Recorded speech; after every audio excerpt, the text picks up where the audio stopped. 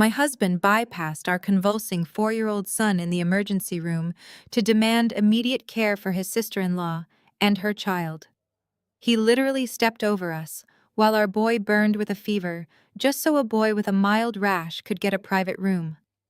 When he came crawling back the next day to beg for forgiveness, the doctor looked him dead in the eye and said, "You are too late. My name is Nia and I am 32 years old. Before I tell you how a forensic accountant destroys a cheating wealth manager, let me know where you are watching from in the comments.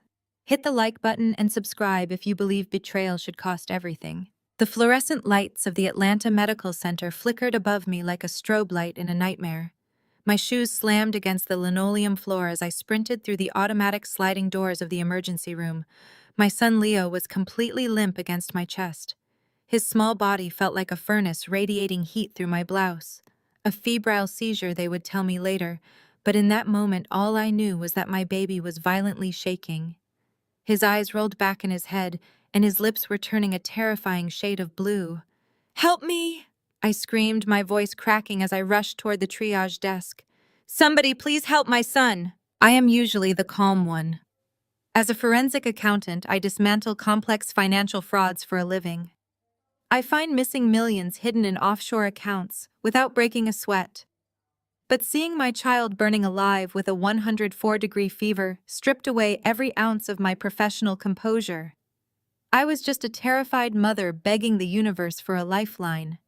Nurses swarmed around us immediately. One grabbed a stretcher while another started asking rapid-fire questions about his symptoms.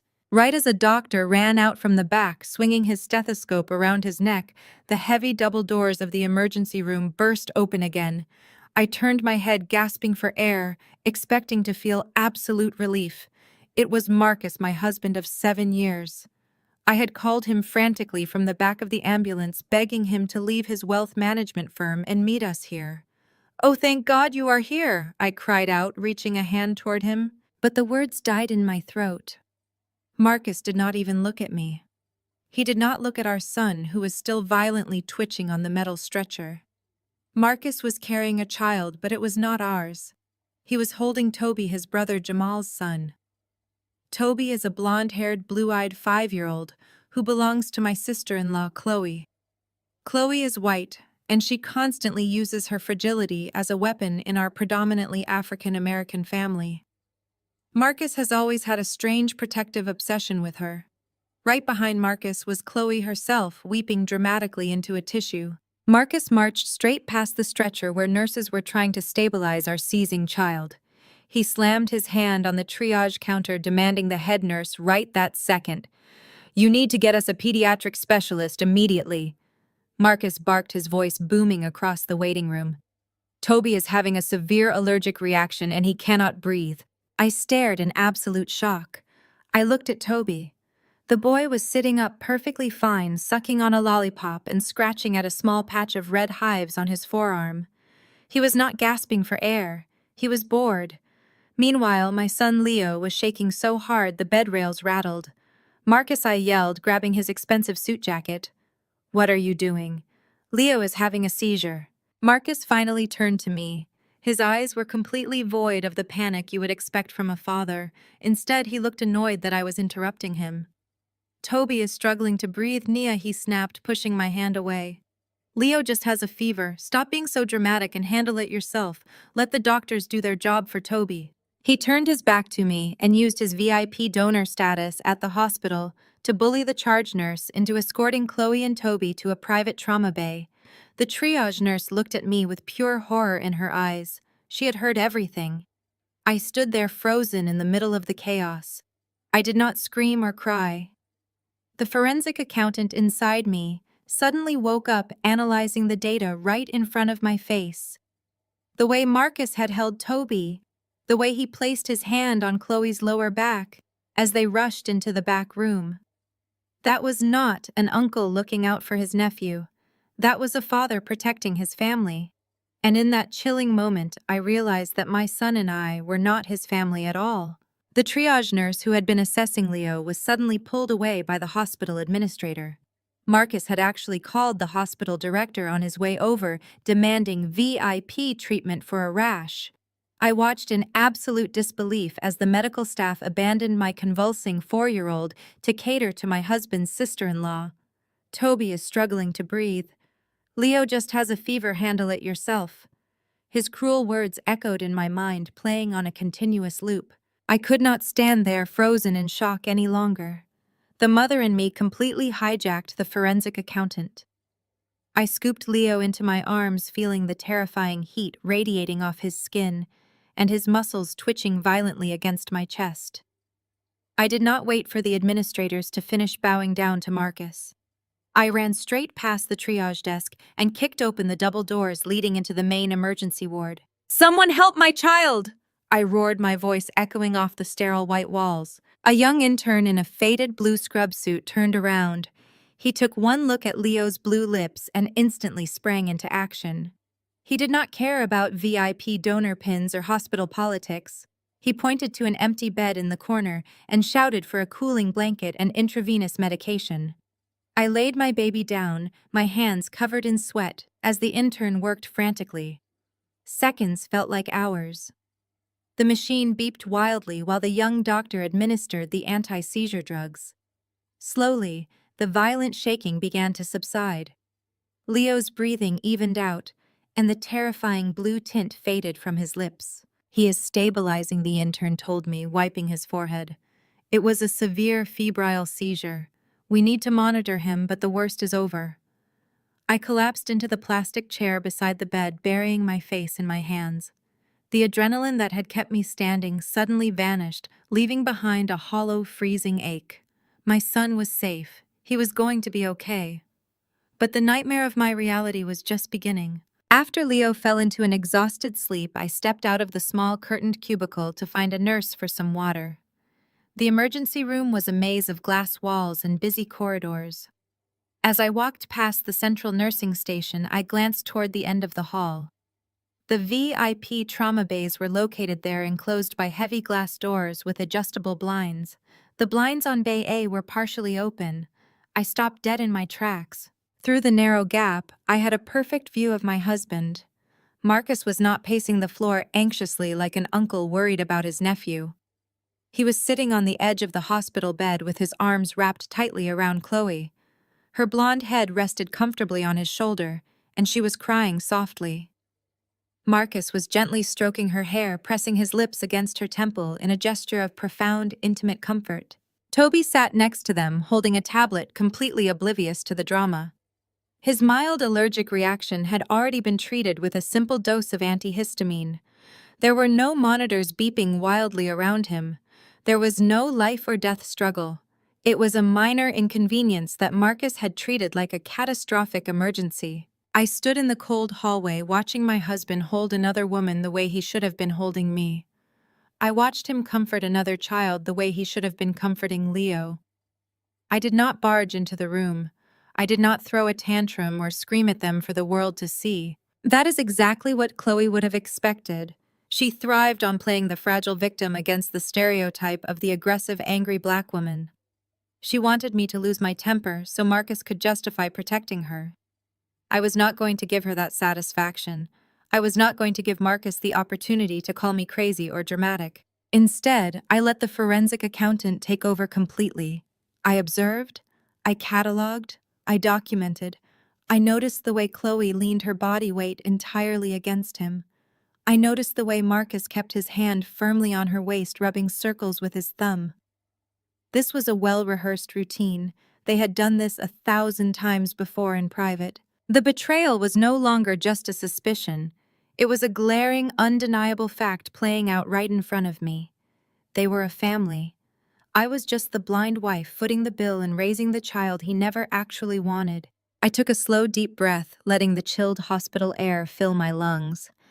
The scent of antiseptic and rubbing alcohol burned my nose, but it grounded me. I turned my back on the VIP room and walked slowly back to my son. I sat beside Leo, holding his small hand and staring at the steady rhythm of the heart monitor. The heartbreak was suffocating, but it was quickly being replaced by something else. Something dangerous. Something cold and calculating. Marcus thought he was the smartest man in the room, because he managed portfolios for rich clients. But he forgot who he married. He forgot that I dissect financial ruin for a living. He wanted to treat his sister-in-law like his wife and her son like his heir. That was fine. But he was going to pay for it with everything he owned. I heard the unmistakable rhythmic click of designer heels approaching long before her shadow fell across the thin privacy curtain of our cubicle. I did not need to look up from the gentle rise and fall of Leo's chest to know exactly who was standing there. Chloe always made sure her presence was announced. She pulled back the curtain with a delicate manicured hand, stepping into the cramped space. The weeping, terrified mother from the waiting room had completely vanished.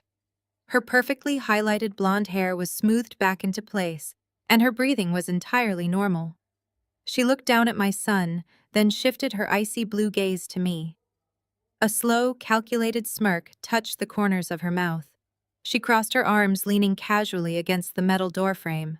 "Marcus always knows how to prioritize the fragile ones," she whispered, her voice laced with a sickly sweet venom. "You are so independent you can take care of yourself, right?" The sheer audacity of her words hung in the sterile hospital air, but the bitter truth behind them hit me like a physical blow. She was not just mocking my current isolation. She was summarizing the entire twisted dynamic of my marriage and my in-laws. From the moment Jamal brought Chloe into this family, 5 years ago, she had weaponized her fragility. In our affluent African-American family, she was the delicate white flower that needed constant protection and shielding from the harsh realities of the world. My mother-in-law Estelle had immediately treated her like porcelain. Meanwhile, I was slapped with the label of the strong, capable black woman who could handle anything thrown her way. If there was a family crisis, I was expected to fix it. If Thanksgiving dinner for 30 people needed to be organized, cooked, and paid for, the family looked to me. But if Chloe got a mild headache during a family gathering, the entire house would come to a grinding halt so she could rest in a quiet room. Marcus had bought into that toxic narrative completely. He loved playing the savior to her damsel in distress. Whenever Chloe claimed she was overwhelmed by her husband Jamal being away on business trips, Marcus was the first to rush over to her house to fix a leaky faucet or assemble a toy for Toby. Whenever I pointed out how inappropriate his devotion to his brother's wife was, I was immediately gaslit. Estelle would scold me for lacking empathy, and Marcus would accuse me of being rigid, cold, and jealous. "You are so strong, Nia," he would say. "Chloe just needs a little extra help. She does not have your resilience." They used my strength as a convenient excuse to neglect me, and they used her weakness as a convenient excuse to coddle her. And Chloe knew exactly what she was doing. She played them like a beautifully tuned instrument. She fed their ego, specifically Marcus's ego, by constantly needing him. She knew that in this room right now, standing over my sedated child, she was holding all the cards. She wanted me to snap. She wanted me to stand up, scream at her, slap her perfectly powdered face, and cause a massive scene in the emergency room. She wanted the angry black woman narrative to play out in front of the hospital staff so she could run back to Marcus, crying about how terrifying and out of control I was. It was a trap laid out with expert precision. I kept my eyes locked on her face, analyzing every micro-expression. I refused to give her a single ounce of the drama she was desperately craving. I did not raise my voice. I did not stand up. I remained perfectly still, holding my son's small hand in mine. "Is that what he told you?" I asked, my tone deadpan and clinical. "That I am just so independent?" Chloe's smirk faltered slightly at my lack of an emotional explosion, but she quickly recovered.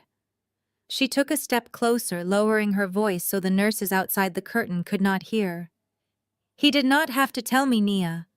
It is obvious. Look at you. Your son almost died, and you are sitting here completely dry-eyed. You do not need him." Toby was terrified. He needed a strong father figure to calm him down.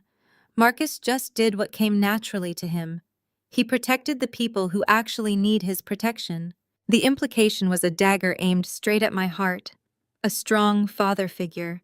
She was practically flaunting the affair, rubbing my nose in the fact that my husband was playing daddy to her son, while our actual child lay unconscious on a hospital cot. A lesser woman would have lunged at her throat. A woman ruled by her emotions would have dragged Chloe by her hair out of that emergency room. But I am a forensic accountant. I do not react to provocations. I collect data. I build cases. I destroy lives meticulously on paper where it cannot be undone. I looked at her designer handbag, which I knew Marcus had bought her for Christmas, under the guise of a joint family gift. I looked at the diamond tennis bracelet catching the fluorescent light. I calculated the exact cost of her lifestyle without her husband being present to fund it. She was incredibly expensive to maintain. "You are right, Chloe," I said, my voice dropping to a terrifyingly calm whisper. "I am extremely independent. I handle things. And right now I am handling my son's recovery. So unless you have a medical degree hidden inside that Prada bag, I suggest you walk out of this cubicle before I call security and have you escorted off the premises for harassing a patient." She scoffed, tossing her hair over her shoulder. "You always have to act so tough. It is honestly pathetic, Nia. You cannot even admit when you have lost. He is not coming back to this room tonight. You know that, right? He is going to stay with us to make sure Toby is fully recovered. You are on your own." "I have always been on my own," I replied, staring right through her. "But you rely entirely on other people's money and other people's husbands to survive. Enjoy the VIP room, Chloe. Enjoy the attention. Because fragile things break very easily when the safety net is finally pulled away." For a fraction of a second, genuine uncertainty flickered in her pale blue eyes. She did not understand my calm. She did not understand why I was not begging for my husband or screaming at the other woman. She expected a brawl, and instead she received a chilling warning she lacked the capacity to decode. Unable to draw any more blood, she let out a quiet huff of annoyance and turned on her heel. I watched the privacy curtains sway as she marched back down the corridor toward the luxury bay where my husband was waiting to coddle her. The silence returned to our small corner of the emergency room, leaving me alone with the steady rhythmic beeping of Leo's heart monitor. The confrontation had confirmed everything. Chloe was not just a passive participant in an affair. She was an active, malicious predator who reveled in taking what belonged to me. She wore her privilege and her victimhood like armor, confident that the men in her life would always shield her from the consequences of her actions. She thought my silence was a sign of defeat. She thought my lack of tears meant I was surrendering my husband and my dignity to her without a fight. She had absolutely no idea that in my mind I was already auditing her entire existence. As the privacy curtain settled into a stagnant drape, I remained anchored to the plastic chair beside Leo's bed. The camera pulls out slowly, framing the smallness of our cubicle against the sprawling, chaotic machinery of the hospital corridor. It would have been the perfect cinematic moment for a devastated wife to break down, sobbing, clutching her child and mourning the death of her marriage. But the tears never came. I stared at the harsh fluorescent lights reflecting off the linoleum floor and felt an eerie, profound sense of absolute clarity washing over me. The emotional fog of being a neglected wife evaporated, leaving behind the sharp, calculating mind of a woman who audited financial ruins for a living. I did not need a savior. I needed logistics. Leo stirred slightly under the cooling blanket, a soft whimper escaping his small lips. The intern who had treated him returned to check his vitals, noting that his temperature had dropped to a manageable level. "He is stable," the young doctor assured me, checking the monitor. "We will need to keep him here for a few hours of observation just to be safe, but the immediate danger has passed." I looked around the overcrowded, understaffed emergency room. A man with a broken arm was groaning in the hallway. A nurse was shouting for backup near the trauma doors. And at the far end of the corridor, my husband was playing house in a soundproof VIP suite, while my son lay on a standard issue cot, surrounded by chaos. This facility had already proven its priorities. They bowed to wealth and loud demands while ignoring actual medical emergencies. I was not going to let my child recover in a place that treated his life as an inconvenience. "I am not leaving him here for observation," I said, my voice projecting a quiet, absolute authority. I want him transferred to Atlanta Children's Hospital immediately. The intern blinked, clearly caught off guard by my sudden shift in demeanor. Ma'am, a transfer for observation is highly unusual, and hospital transport is currently backed up with critical cases. It could take hours to get an ambulance approved for a non-life-threatening transfer. I did not argue. Arguing was for people who relied on the system. I reached into my designer tote and pulled out my heavy metal Amex black card, placing it flat on the rolling medical tray. The dark metal gleamed under the harsh hospital lights, a stark contrast to the sterile environment. I am not asking for a hospital transport, I replied, meeting his gaze with unyielding intensity. I am authorizing a private pediatric transport. I want a fully equipped mobile intensive care unit from Private Med Transit here in 15 minutes. Have his discharge and transfer papers ready to sign. The intern stared at the black card, then up at my face, realizing I was not a distressed mother, bargaining out of panic, but a woman executing a precise tactical maneuver. He nodded quickly and rushed off to alert the attending physician. Within minutes, I was on the phone with the premium concierge service attached to my card. I did not use the joint accounts I shared with Marcus. I used the private wealth I had built entirely on my own before I ever put a ring on my finger. A luxury Marcus loved to ignore, because my success threatened his fragile ego. The dispatcher confirmed a private pediatric ambulance was 3 miles away. While the hospital staff scrambled to process the expedited paperwork, I stood guard over Leo. The steady beeping of his heart monitor was the only soundtrack I needed. The hospital administrator who had catered to Marcus earlier came scurrying over, looking flustered by the sudden presence of a private high-end medical transport team rolling a state-of-the-art stretcher into their crowded ER. She tried to offer a standard hospital apology, suggesting an upgrade to a private room now that the rush had died down. I silenced her with a single look. Your hospitality is no longer required, I told her smoothly, my tone matching the chill of the room. You prioritized a mild rash over a seizing child because my husband flashed his donor status. Make sure my private medical team has clear clearance to the loading dock. Do not speak to me again. She backed away, her face flushed with embarrassment. The private transport team was brilliant. 2 pediatric nurses and a specialized physician transferred my sleeping son onto their stretcher with the utmost care, wrapping him in heated blankets and securing his monitors. They moved with a quiet, respectful efficiency that the emergency room had entirely lacked. As we began the walk down the long corridor toward the exit, the camera glides smoothly alongside us, tracking our steady, deliberate pace. The path to the emergency exit required us to walk directly past the VIP trauma bays. I did not turn my head away. I did not look down. I looked straight through the heavy glass doors as we rolled past. Marcus was standing near the edge of the room, pouring a cup of water for Chloe, while Toby watched cartoons on a hospital-provided tablet. My husband was so entirely absorbed in his performance, as the protective patriarch of his brother's family, that he did not even look up. A specialized pediatric ambulance crew was rolling his actual 4-year-old son right past his line of sight, and he did not even glance toward the hallway. He did not ask a nurse where we were. He did not check his phone to see if I had called. He had completely erased us from his reality the moment we stopped being convenient to his narrative. A normal woman might have stopped and banged on the glass. She might have demanded he turn around and acknowledge the child he was abandoning. But I just kept walking, my heels clicking rhythmically against the floor, matching the steady hum of my son's mobile heart monitor. Marcus's absolute indifference was not a weapon that could hurt me anymore. It was evidence. It was the final, undeniable proof I needed to sever whatever lingering emotional attachment I had left to the illusion of our marriage. He had made his choice, and he had made it publicly. We reached the loading dock where the sleek private ambulance was waiting with its engine humming quietly. The evening air of Atlanta hit my face, carrying the heavy humidity of a coming storm. The paramedics secured Leo inside the spacious, brightly lit cabin. I climbed in and took my seat beside him, buckling my harness. As the heavy doors closed, shutting out the chaos of the city and the toxic reality of the hospital, I pulled out my phone.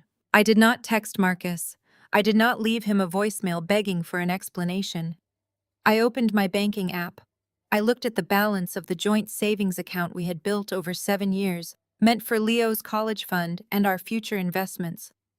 Then I looked at my private accounts. The gears in my head were spinning with cold mathematical precision. Marcus was a wealth manager. He built his entire identity around his ability to control and grow assets. He believed he was the financial titan of our household, the undisputed king of our affluent African-American social circle. He loved the prestige, the tailored suits, the country club memberships. But a wealth manager only knows how to move money around. A forensic accountant knows how to dissect it, track it, and completely dismantle it down to the last decimal point. The ambulance pulled away from the emergency room bay, its lights flashing silently as we merged onto the highway toward Atlanta Children's Hospital. I sat in the pristine quiet of the cabin, watching my son sleep peacefully. I stroked his forehead, feeling the normal, healthy warmth of his skin. "You are safe now, my sweet boy," I whispered into the quiet space, holding his small hand against my cheek. "And I promise you they will never put you second again." I locked my phone screen and leaned back against the leather seat, allowing myself one final deep breath before the real work began. The tears were completely gone, replaced by a fierce, terrifying focus. Marcus thought he could abandon us in our darkest moment and face zero consequences.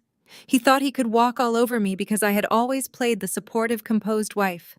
He was about to find out just how devastating a composed woman can be when she starts auditing the life you built on lies. I was ready. The camera shifts to a tight over-the-shoulder shot focusing entirely on the glowing OLED screen of my phone. The interior of the private ambulance is dim, illuminated only by the soft blue light of Leo's medical monitors and the harsh white glare reflecting off my face. The paramedics speak in hushed professional tones near the front of the cabin, ensuring my son remains perfectly stable. I tune out the ambient noise of the highway and the rhythmic hum of the vehicle.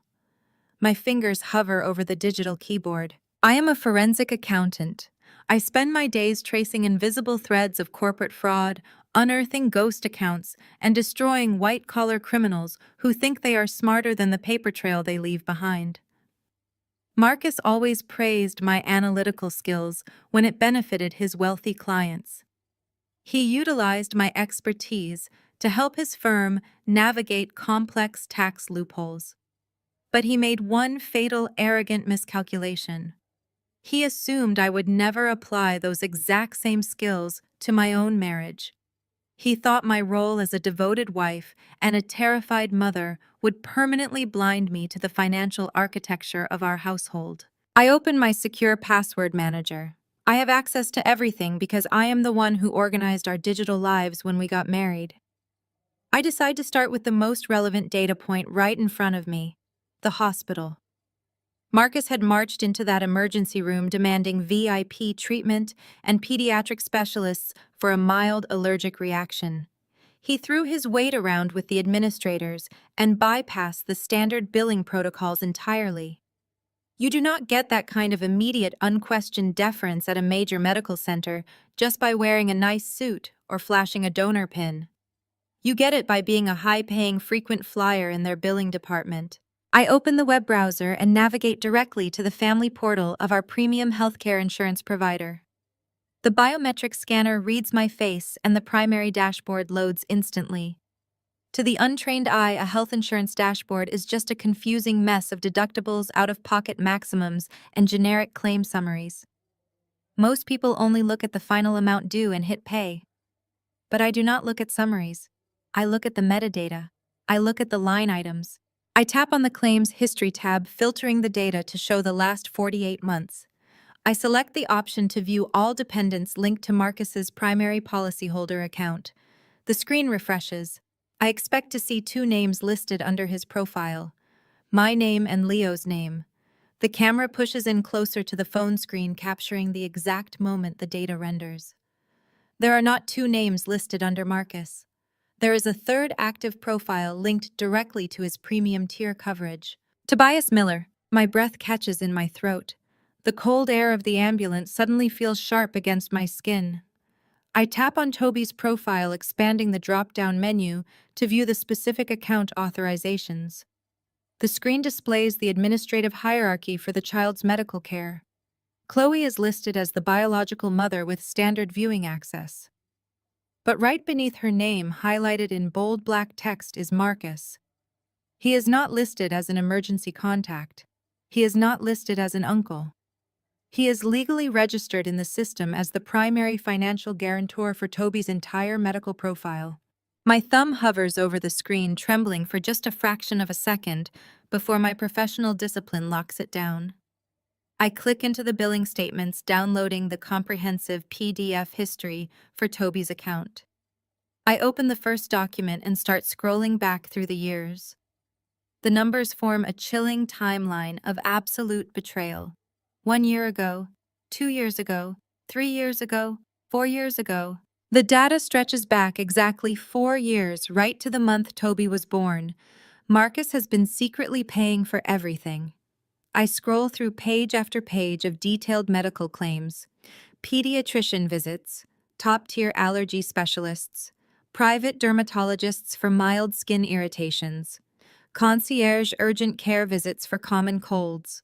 Every single premium, every copay, every out-of-network specialist fee has been routed directly through Marcus and paid in full, using an external routing number I do not immediately recognize. Numbers do not lie. People lie. People cry and manipulate and throw tantrums to control a narrative. But financial statements are completely devoid of emotion.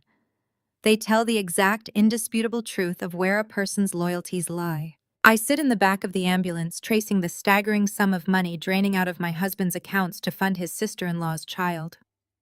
I calculate the totals in my head, adding up the specialist visits and the premium tier coverage fees. Tens of thousands of dollars. Money that Marcus funneled away in absolute secrecy while smiling in my face. The sheer audacity of his hypocrisy makes my blood run cold. I remember a conversation we had just last month sitting at our kitchen island. I had suggested enrolling Leo in a specialized reading program to give him a head start before kindergarten. It was an expensive program, but nothing we could not easily afford.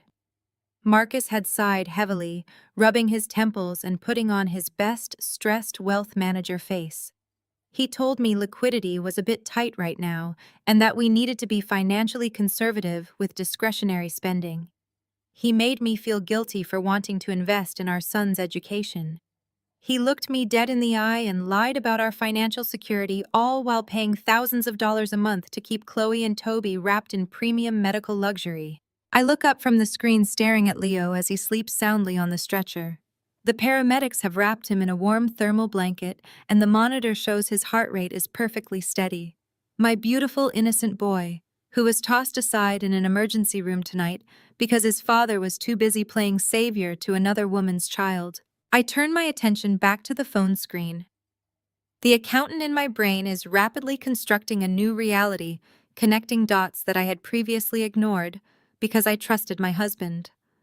I think about Jamal, Marcus's older brother, and Chloe's legal husband. Jamal works in corporate logistics and travels constantly. 2 years ago, Jamal was temporarily laid off during a corporate restructuring. I remember Chloe coming over to our house, weeping dramatically on our sofa about how terrified she was of losing Toby's healthcare coverage. She played the fragile, terrified mother perfectly. Marcus had played the generous brother, stepping in to offer what he called a small temporary family loan to help them through the rough patch. The insurance portal proves that was a complete fabrication. There was no small temporary loan. Marcus was already covering Toby's premium health plans and out-of-pocket maximums entirely. He had been doing it since the day the boy was born. Jamal's job status was completely irrelevant because Marcus was acting as the primary provider. Does Jamal know, I wonder, analyzing the data points? Is Jamal just a clueless pawn in Chloe's manipulative game, or is the entire family dynamic far more sinister than I ever imagined? Chloe is a predator who uses her victimhood as currency, but Marcus is a willing, eager participant. He chose to fund this secret life. He chose to build a financial fortress around Chloe while actively neglecting his own household. I do not shed a single tear. Crying is a biological response to sudden loss, but I have not lost anything of value tonight. I have simply discovered a massive deficit in my life's ledger, and I am going to balance the books. I select all 48 months of Toby's medical billing statements. I hit the export button, transferring the massive file of PDFs directly to a secure encrypted cloud server I set up years ago for my independent auditing firm. The data transfers smoothly, the progress bar filling up in a matter of seconds. I delete the download history from my phone, ensuring there is no trace of my digital footprint on the local device. The private ambulance begins to slow down, navigating the final turns toward the expansive, brightly lit campus of Atlanta Children's Hospital. The contrast between the chaotic facility we just left and this premium pediatric center is stark. Here my son will receive the absolute best care available. Here he is the priority. I lock my phone and slip it back into my designer tote bag. The first thread of Marcus's carefully constructed lie has been pulled, and the entire sweater is about to unravel. If he is brazen enough to register himself as the primary financial guarantor for his brother's child on a family medical portal, what else is he hiding in the shadows of his wealth management firm? The healthcare data was just the appetizer. The real feast is going to be his personal banking history and his corporate investment portfolios. The ambulance backs smoothly into the specialized receiving bay. The doors swing open, revealing a team of pediatric specialists waiting for us, ready to take over Leo's care with immediate professional urgency. I unbuckle my harness and stand up, smoothing the wrinkles from my skirt. I am no longer just a terrified mother trying to save her son. I am the lead investigator on the most important audit of my entire career, and I am going to tear Marcus's empire apart brick by brick. The camera glides effortlessly behind me, tracking my silent footsteps as I cross the threshold of our Atlanta penthouse. The heavy oak door clicks shut, sealing away the humid Georgia night. Inside, the sprawling apartment is perfectly still. Floor-to-ceiling windows offer a panoramic view of the downtown skyline, glittering like a sea of diamonds scattered across black velvet. It is a stunning display of wealth and success. It is also a massive monument to Marcus's ego. I drop my designer tote bag onto the cold marble of the kitchen island. Leo is safely tucked into a private pediatric recovery suite across town, monitored by top-tier specialists. I made sure he was completely stable and resting comfortably before I left. I have exactly a 3-hour window before Marcus realizes I am not sitting in the corner of that chaotic emergency room crying over our son. 3 hours to dismantle the financial fortress of a man who thought I was too distracted to notice his betrayal. The camera moves with me, drifting smoothly down the long hallway toward the west wing of the penthouse. The plush carpet absorbs all sound. I pass framed photographs of our supposed perfect life. Marcus smiling in a tailored tuxedo at a charity gala. Marcus posing with his golf clubs at the country club. Marcus holding me by the waist at a corporate retreat. Not a single photo of Leo. I note that detail now with absolute clarity. The evidence was always there, hanging right on the walls, but I was too conditioned by my role as the supportive wife to see it. I push open the heavy double doors to his private home office. The room is dark, save for the ambient city light spilling through the glass. The camera orbits me as I step into the center of the room, taking in the space. This is Marcus's sanctuary. Dark mahogany bookshelves lined with leather-bound volumes he never reads. A massive executive desk positioned to face the door like a throne. He loves to project power and intimidation. But intimidation only works on people who do not understand how the system is built. I walk behind the desk and sink into his high-backed leather chair. The soft material yields to my weight. I reach out and tap the spacebar of his sleek desktop monitor. The screen blazes to life, instantly flooding the dark room with a sharp white glow. A simple login prompt appears, demanding a password. Marcus considers himself a master of security. He manages portfolios for clients worth hundreds of millions of dollars. He uses encrypted servers, complex firewalls, and two-factor authentication protocols at his firm. He assumes his home network is just as impenetrable. He assumes a mere wife would never be able to bypass a locked screen without triggering an alarm. But I am not just a wife. I am a senior forensic accountant. I spend my entire professional life finding the back door into fortified financial systems. I understand that the weakest point of any security infrastructure is never the software. The weakest point is always human arrogance. I glance at the digital clock in the corner of the screen. I have given myself a strict 10-minute limit to break into his machine. If I cannot get in by then, I will resort to pulling the hard drive entirely, but I know I will not need to. Marcus is a creature of extreme habit driven by an inflated sense of superiority. He hates memorizing random strings of characters because he feels it is a waste of his valuable brain space. Instead, he uses a highly specific algorithmic pattern for his passwords. I know this because 3 years ago, when we were applying for a joint mortgage, he bragged to a loan officer about his foolproof mental filing system. He anchors his passwords with the ticker symbol of whichever stock he successfully shorted that quarter, followed by a significant year and a special character sequence. He rotates them exactly every 30 days to comply with his firm's internal security mandates. I open my phone and pull up the current market data. I check his firm's recent press releases. Last month, Marcus made a highly publicized move shorting a major tech conglomerate. The ticker symbol is obvious, now for the year. A normal husband might use his wedding anniversary. A devoted father might use his child's birth year. I do not even bother trying those combinations. Marcus operates entirely on self-interest and his twisted devotion to Chloe. I type the tech ticker symbol into the password field. I follow it with the year Jamal and Chloe got married, a year Marcus was suspiciously depressed and drank heavily for weeks. I add his standard exclamation point and dollar sign combination. I hit enter. The screen shakes slightly, displaying an incorrect password error. I do not panic. I have 9 minutes left. I lean back in the chair, analyzing the man I married. If it is not the year Chloe got married, what year would he immortalize? My mind races back to the data I pulled in the ambulance. Toby's medical records. Marcus has been funding Toby's life since the day the boy was born. I lean forward, placing my fingers back on the illuminated keyboard. I type the same stock ticker symbol. This time, I enter the exact year and month Toby was born. I finish with the special characters. I press enter. The login box disappears. The desktop interface loads smoothly, populating the screen with his private folders, documents, and hidden applications.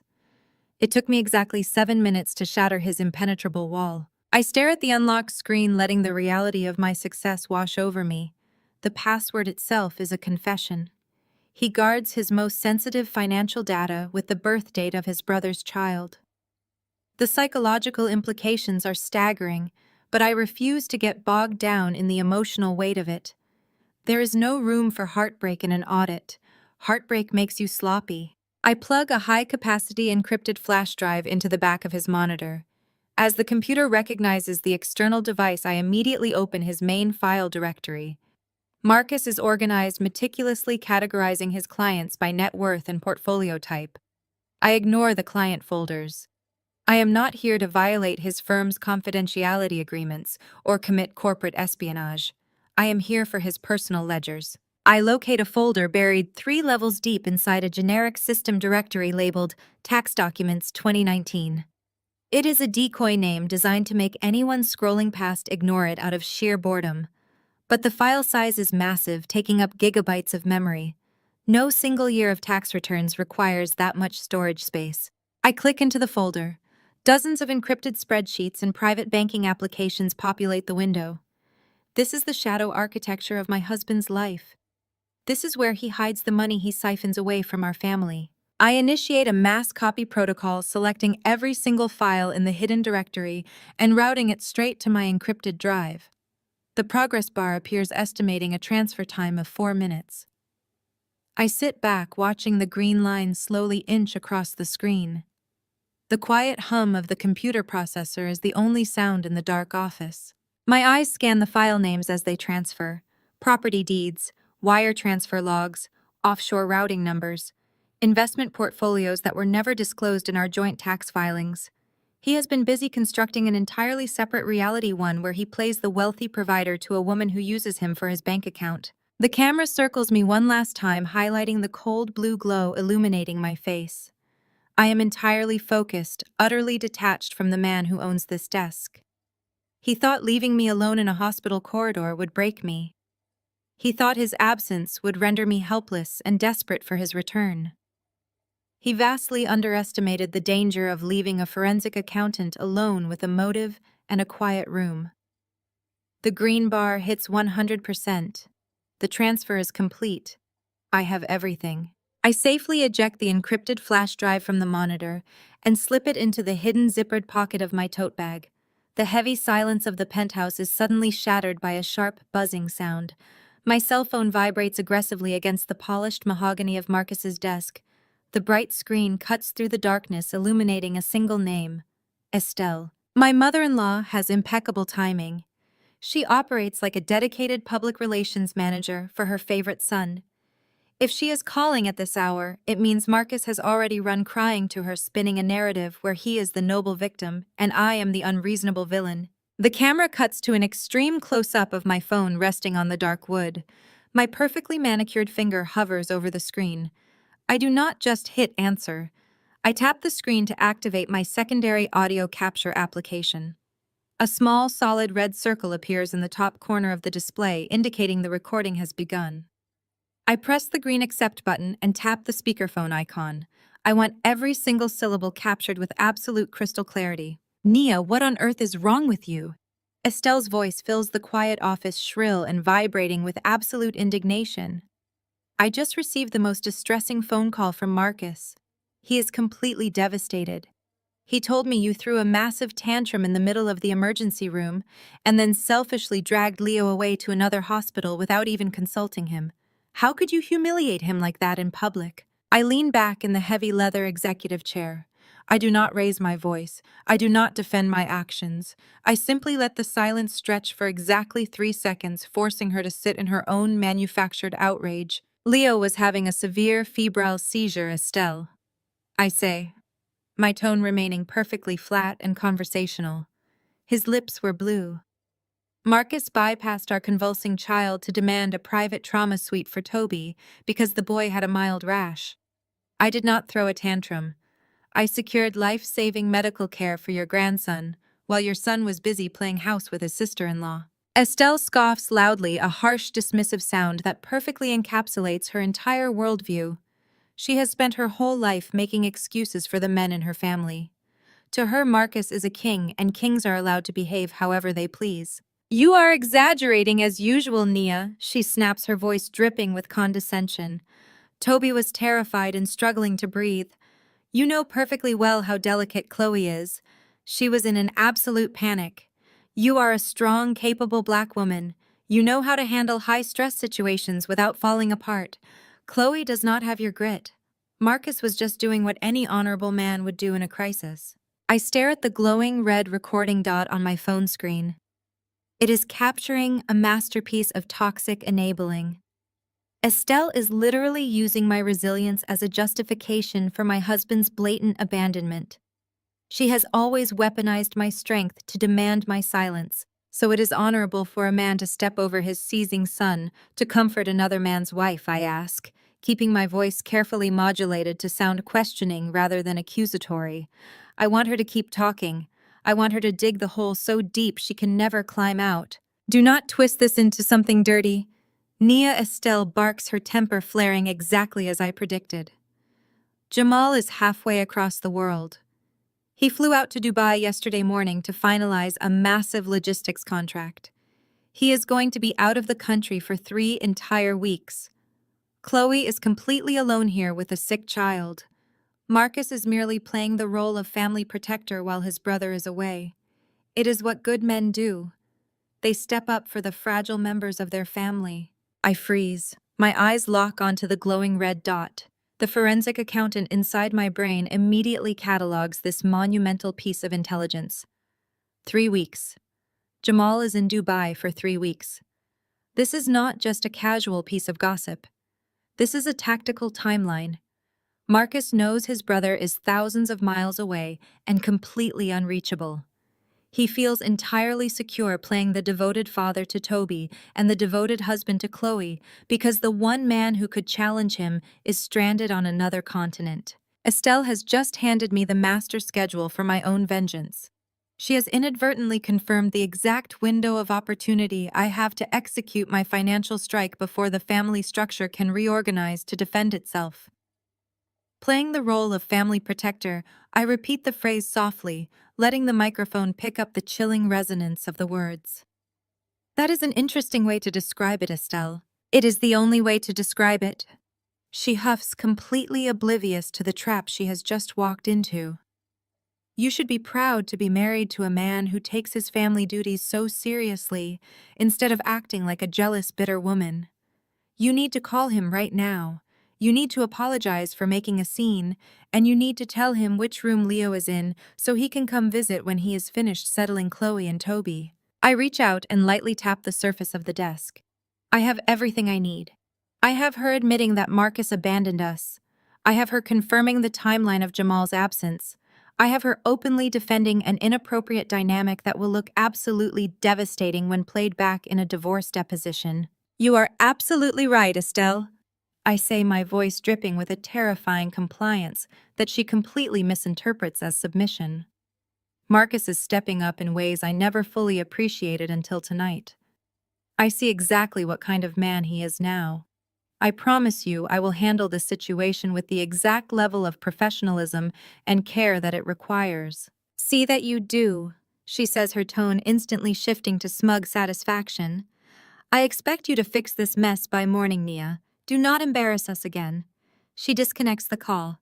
The line goes dead. I look down at my phone. The camera remains fixed in a tight close-up on the screen. I press the square stop button. The audio file saves instantly to my secure cloud directory, syncing alongside the massive folders of financial treason I just extracted from Marcus's hard drive. The evidence is mounting. Financial documents prove he is funneling our wealth to Chloe. This audio recording proves the family actively covers up his behavior while demanding my silent compliance. And the timeline proves I have 21 days before the brother returns from Dubai. But I do not need 21 days. I only need 24 hours. I pick up the phone and slide it into my pocket. The penthouse feels different now. It is no longer my home. It is a crime scene, and I have just finished collecting the final piece of evidence. I stand up from the heavy leather chair, pushing it back into place. I leave the dark office exactly as I found it, erasing every physical trace of my presence. As I walk out the front door and step into the private elevator, I know this is the last time I will ever set foot in this building as a wife. By tomorrow morning, I will be a hurricane. I sit in the sterile silence of my private offsite office. The penthouse is behind me, the hospital is monitoring Leo, and the encrypted flash drive is plugged directly into my secure terminal. The camera executes a series of rapid, fast cuts, a cascade of spreadsheets blurring across the monitor, a complex financial flowchart expanding violently across dual screens. My eyes darting side to side, illuminated by the harsh blue glare of raw data. The rhythmic mechanical clatter of my keyboard echoes like a ticking clock, marking the final hours of my husband's freedom. Marcus believes he is a financial genius. As a senior director at a premier asset management firm, he builds labyrinths of money for a living. He layers transactions to create a maze that would easily exhaust a standard divorce attorney.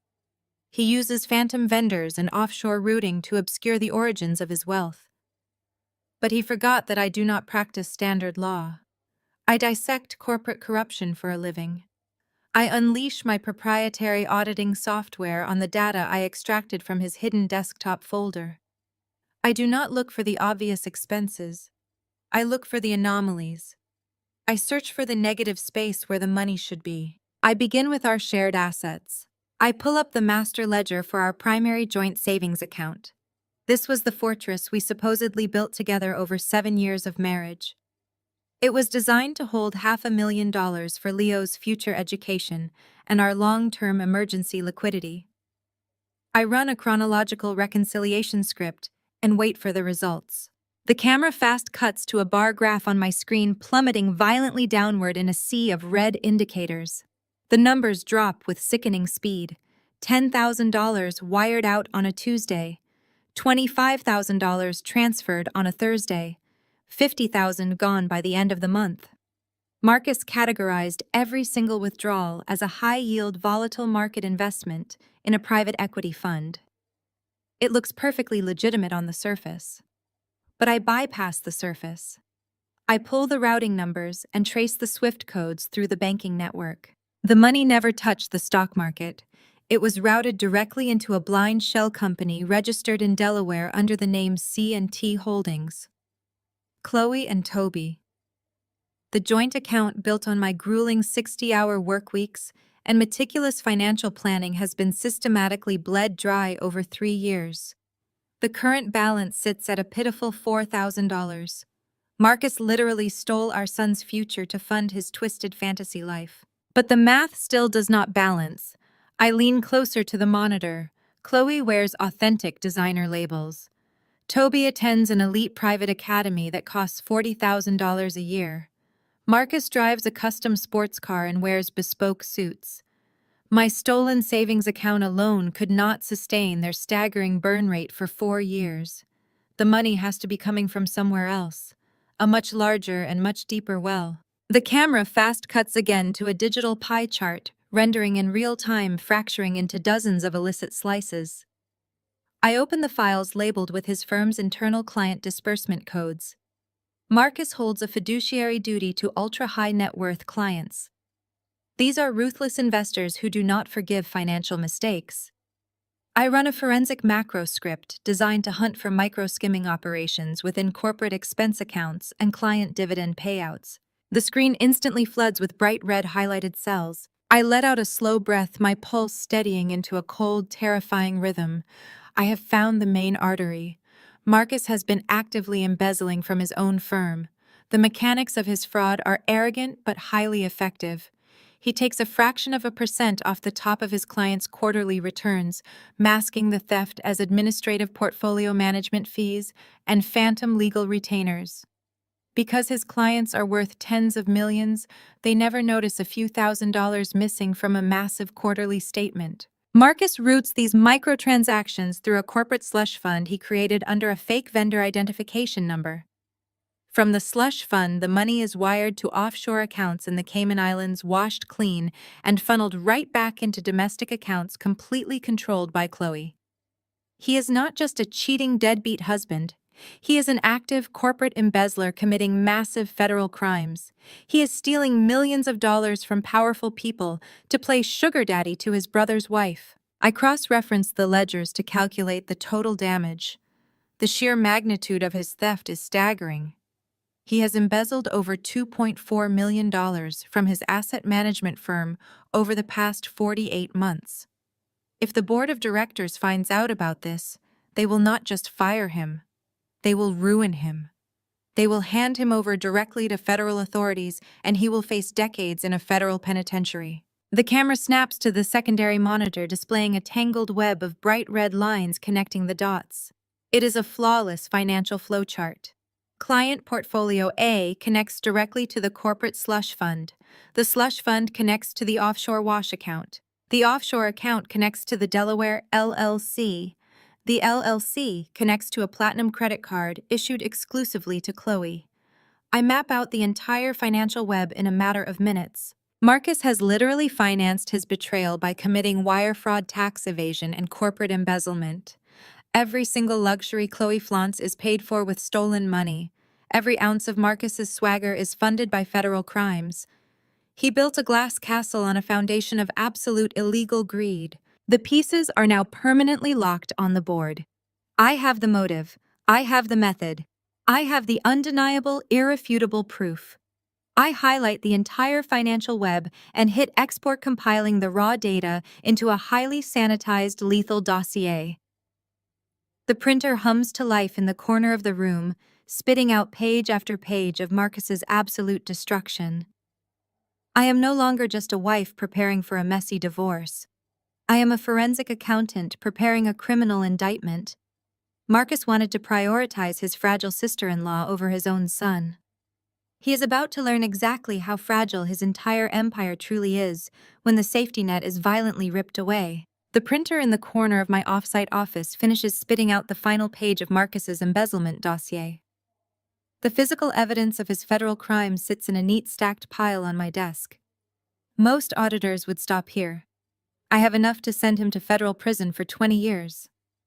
I have enough to leave him completely destitute and permanently barred from the financial sector. But the forensic instinct inside me, the relentless itch that makes me the best at what I do, refuses to let me shut down the terminal. The ledger still feels incomplete. When you steal $2.4 million, you do not just leave it sitting in a checking account. You build a vault. A wealth manager like Marcus would never leave capital entirely liquid.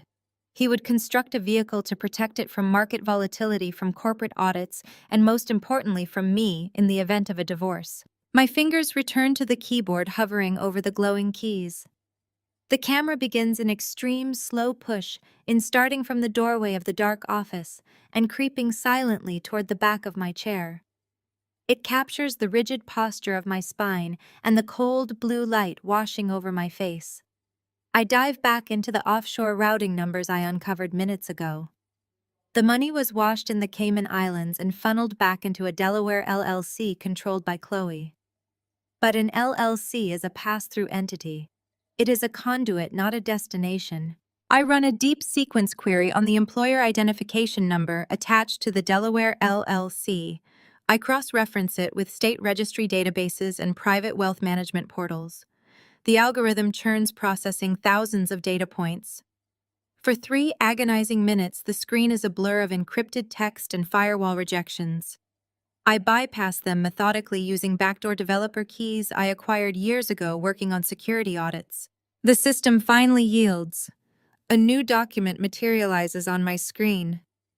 It is a legally binding, highly protected financial instrument registered under the highest tiers of wealth preservation law, the Tobias Legacy Trust. I click into the summary page. The principal balance stares back at me in bold, stark numbers. $2 million. It is fully vested, comprising a mix of blue-chip stocks, municipal bonds, and liquid cash reserves. It is an irrevocable trust, meaning the assets cannot be easily seized, modified, or reclaimed by the grantor once established. Marcus did not just buy Chloe designer bags and fund her lifestyle. He built an impenetrable financial fortress for her son. But the sheer magnitude of the trust fund raises a massive red flag. $2 million is not an uncle being generous. $2 million is generational wealth. It is a legacy.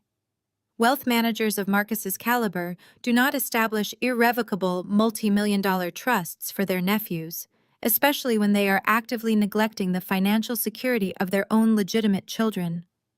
In the affluent African-American circles we run in, uncles might pay for a private school tuition or buy a nice graduation gift. They do not commit massive corporate fraud to secretly crown a nephew as their primary heir. The camera continues its extreme slow push in creeping closer to the side of my face. The ambient noise in the room seems to vanish, leaving only the sound of my slow, measured breathing. I open the master directory containing the foundational paperwork for the trust. To establish a financial vehicle of this magnitude, with specific tax exemptions, certain demographic and legal declarations must be made under penalty of perjury. The paperwork is extensive, requiring notarized signatures and cross-verified medical documentation. I scroll past the beneficiary designations and the trustee clauses. I pull up the primary guarantor intake form, the exact same form linked to the premium healthcare portal I hacked in the back of the ambulance. My eyes scan the crisp black text of the digitized document. I see Marcus's full legal name listed as the grantor. I see Chloe's name listed as the custodial guardian. I scroll down to Section 4, the field requiring the grantor to state their legal and biological relationship to the primary beneficiary. The camera pushes in until my eyes fill the entire frame. My gaze locks onto the single line of text. The cursor hovers over the box. It does not say uncle. It does not say guardian. It does not say financial sponsor. It says, biological father. For one suspended, terrifying second, the entire universe stops spinning. My eyes widen in absolute unadulterated shock. The blue light of the monitor reflects in my pupils, illuminating the exact moment my reality shatters. The puzzle pieces of the last 5 years violently collide in my mind, snapping together with sickening precision. I remember the hushed whispers at family Thanksgiving dinners about Jamal's fertility struggles. My mother-in-law, Estelle, had always been overly defensive about it, shutting down conversations whenever anyone asked when Jamal and Chloe were going to start a family. Then miraculously, Chloe turned up pregnant. I remember the timeline. 5 years ago, Marcus went through a bizarre period of dark depression right around the time Jamal and Chloe got married. He drank heavily. He picked fights with me over nothing. I thought he was just stressed about a promotion at the firm. Then Toby was born, and Marcus's entire demeanor shifted into an obsessive, overprotective frenzy. I picture Toby's face. The pale skin, the blonde hair, the striking light blue eyes. Chloe is white, but Jamal is dark-skinned. My mother-in-law always bragged that Toby got his light eyes from a distant biracial relative on their side of the family. It was a convenient genetic excuse that the entire family swallowed without question. But Marcus carries that same recessive gene. The shock in my wide eyes slowly morphs. The camera captures the exact terrifying shift. My eyelids narrow. The shock dissolves completely, hardening into something sharp, lethal, and infinitely more dangerous. My eyes sharpen into weapons. Marcus is not just an embezzler. He is not just a cheating husband who abandoned his sick child in a hospital waiting room. He is a man who fathered a child with his own brother's wife. He hid his illegitimate son in plain sight, parading him around at family barbecues and holiday dinners. Estelle knew. The way she defended him on the phone tonight, the way she protected Chloe, the way she demanded my compliance. She knew her golden boy had committed the ultimate familial betrayal, and she helped him cover it up to protect the family's pristine country club reputation. They made me the villain for demanding basic respect while they harbored a secret so vile it would destroy multiple lives. Marcus deliberately let our son Leo suffer in that emergency room tonight, because in his twisted, narcissistic mind, Toby was his true firstborn heir. Leo was just the backup plan he created with the wife he used as a respectable cover story. I do not cry. The betrayal is too massive, too absolute for tears. Tears are for women who are losing a husband. I am not losing a husband, I am exterminating a parasite. I highlight the trust fund documents, the birth records, and the insurance declarations.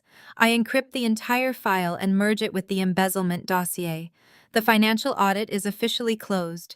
The legal execution is about to begin. Marcus thinks he is playing chess with a blind opponent.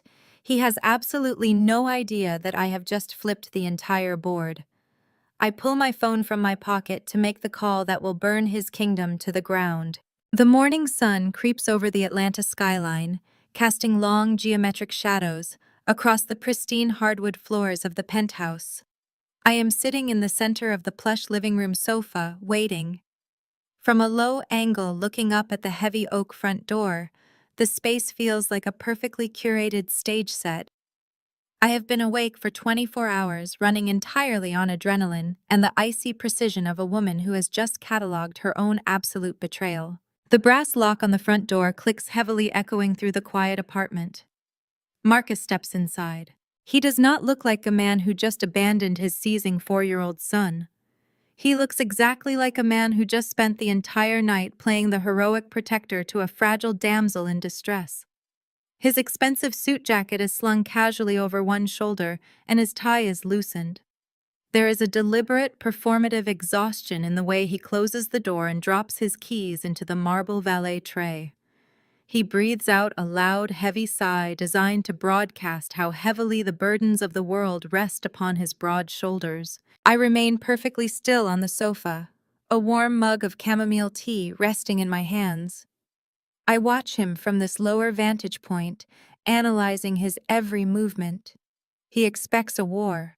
He is bracing himself for flying objects, screamed accusations, and the stereotypical angry outburst he has spent years conditioning me to avoid. He wants me to raise my voice so he can easily dismiss my very valid trauma as a hysterical overreaction. He stops in the center of the living room, finally noticing me sitting there. His jaw tightens, and he immediately launches into the offensive strike. "I cannot believe you just walked out of that hospital, Nia," he begins, his voice dripping with condescending disappointment. "You completely embarrassed me in front of the hospital director. You left without a word and humiliated Chloe when she was absolutely terrified for her son." I take a slow sip of my tea, letting the warm liquid soothe my dry throat. The forensic accountant inside me observes his tactic with clinical detachment. It is a textbook narcissistic pivot. Deflect all personal accountability by immediately prosecuting the victim for an imagined social slight. Leo was turning blue. "Marcus," I reply, my voice soft, steady, and entirely devoid of the rage currently vibrating through my veins. "He needed a pediatric specialist. I had to authorize the transfer." Marcus waves his hand, swatting my explanation out of the air like an annoying insect. Toby was having an anaphylactic reaction. His throat was closing. "You know perfectly well that Chloe panics under pressure. She does not have your grit, Nia. She needed someone to take control of the situation. Jamal is stuck in Dubai, and I had to step up for my brother's family. You could have shown just a fraction of grace instead of making it all about yourself." The sheer audacity of his lie hangs in the air between us. An anaphylactic reaction. I saw the boy with my own eyes sucking on a lollipop with a mild rash. I saw the insurance documents listing Marcus as the biological father. I saw the multi-million-dollar trust fund, but my face betrays absolutely nothing. I do not throw the truth in his face. Revealing what I know right now would only give him the opportunity to call his lawyers to hide assets and to scramble his defensive lines. To destroy him completely, I need him to feel perfectly safe. I need to play the role of the good, obedient wife who blindly accepts the crumbs of his attention. I lower my eyes, staring down at the surface of my tea. I force my shoulders to slump, relaxing my posture into a portrait of subdued submission. "You are right," I say, keeping my volume barely above a whisper. Marcus stops mid-pacing. He actually blinks in surprise, clearly thrown completely off balance by my sudden capitulation. I look up at him, channeling every ounce of fake vulnerability I can muster. "I panicked, Marcus. Seeing Leo shaking like that just broke something inside me. I was terrified, and I let my fear cloud my judgment. I know you were just trying to do the right thing for your brother. I know how much family means to you. I am sorry I made things harder for you last night." The transformation in my husband is immediate and sickening to witness. The defensive aggression melts off his face, instantly replaced by a bloated, patronizing satisfaction. His fragile ego has been successfully fed. He walks over to the sofa and sits down beside me, the heavy scent of hospital sanitizer and Chloe's expensive floral perfume wafting off his shirt. He drapes a heavy arm around my shoulders, pulling me into his side. My skin crawls at the contact, but I force myself to lean into him, resting my head against his chest. "I appreciate you saying that, Nia," he murmurs, kissing the top of my head. "It was a hell of a night. You know I love Leo. I just needed to make sure Toby was stabilized first. You are the strongest woman I know. I always know you have things under control." Chloe just crumbles when Jamal is not around to hold her hand. It is exhausting having to carry that weight, but someone has to do it. He is actually painting himself as a martyr. He is sitting here pretending to be burdened by the secret second family he intentionally created and funded with stolen corporate assets. "How is Toby doing?" I ask, injecting just the right amount of gentle concern into my voice. "He is fine now." Marcus sighs heavily, leaning his head back against the sofa cushions. "The doctors cleared him early this morning. I got them settled back at their house before coming home." "How is Leo doing at the pediatric center?" The fact that he asks about our son as a casual afterthought nearly shatters my composure, but I bite the inside of my cheek, using the sharp physical pain to keep my voice even. "He is resting comfortably," I reply. "The specialists ran a full panel of tests and want to keep him for another 24 hours to monitor his neurological baseline. I just came home to shower, grab a change of clothes, and grab my laptop so I can work from his bedside." "Good, good," Marcus says, patting my shoulder absently. You stay with him. I have a massive day ahead of me. The markets are volatile and the board of directors requested an urgent portfolio review for our top-tier accounts this afternoon. I need to catch a few hours of sleep before I log in. I nod, understanding the profound irony of his schedule. He thinks he is preparing for a routine corporate review. He has no idea that the board of directors is currently receiving a massive anonymous encrypted dossier detailing his $2.4 million embezzlement scheme. You go get some rest, I tell him, standing up from the sofa and taking my empty mug. You deserve it after stepping up for everyone last night. Marcus offers me a tired, handsome smile, completely blind to the guillotine poised directly over his neck. He loosens his collar the rest of the way and walks down the long hallway toward the master bedroom. I watch his retreating back from the lower angle of the living room, mapping the exact dimensions of his arrogance. He closes the bedroom door. The lock clicks. The facade instantly drops from my face. The submissive wife disappears, eradicated by the cold, calculating reality of what must be done next. He feels safe. He is asleep. He thinks his kingdom is perfectly secure. He has handed me the exact window of unprotected time I need to execute the financial strike. I walk toward the kitchen island, grabbing my heavy designer tote bag. The encrypted flash drive is burning a hole in the lining.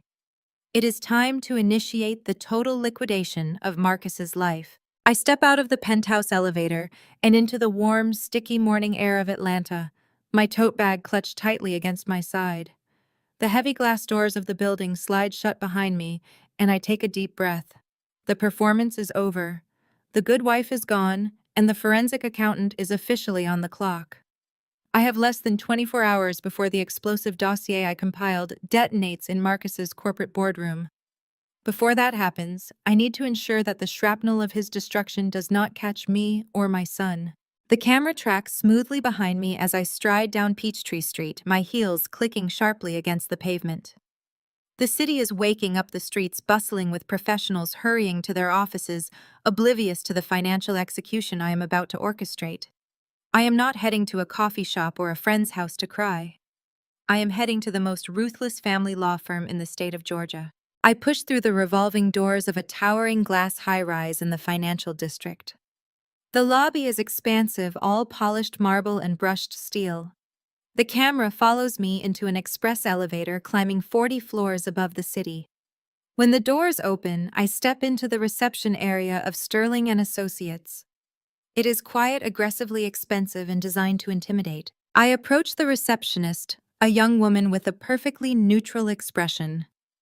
I have an emergency appointment with Vivian Sterling, I say, my voice steady. She is expecting me. Within 2 minutes, I am escorted into a massive corner office.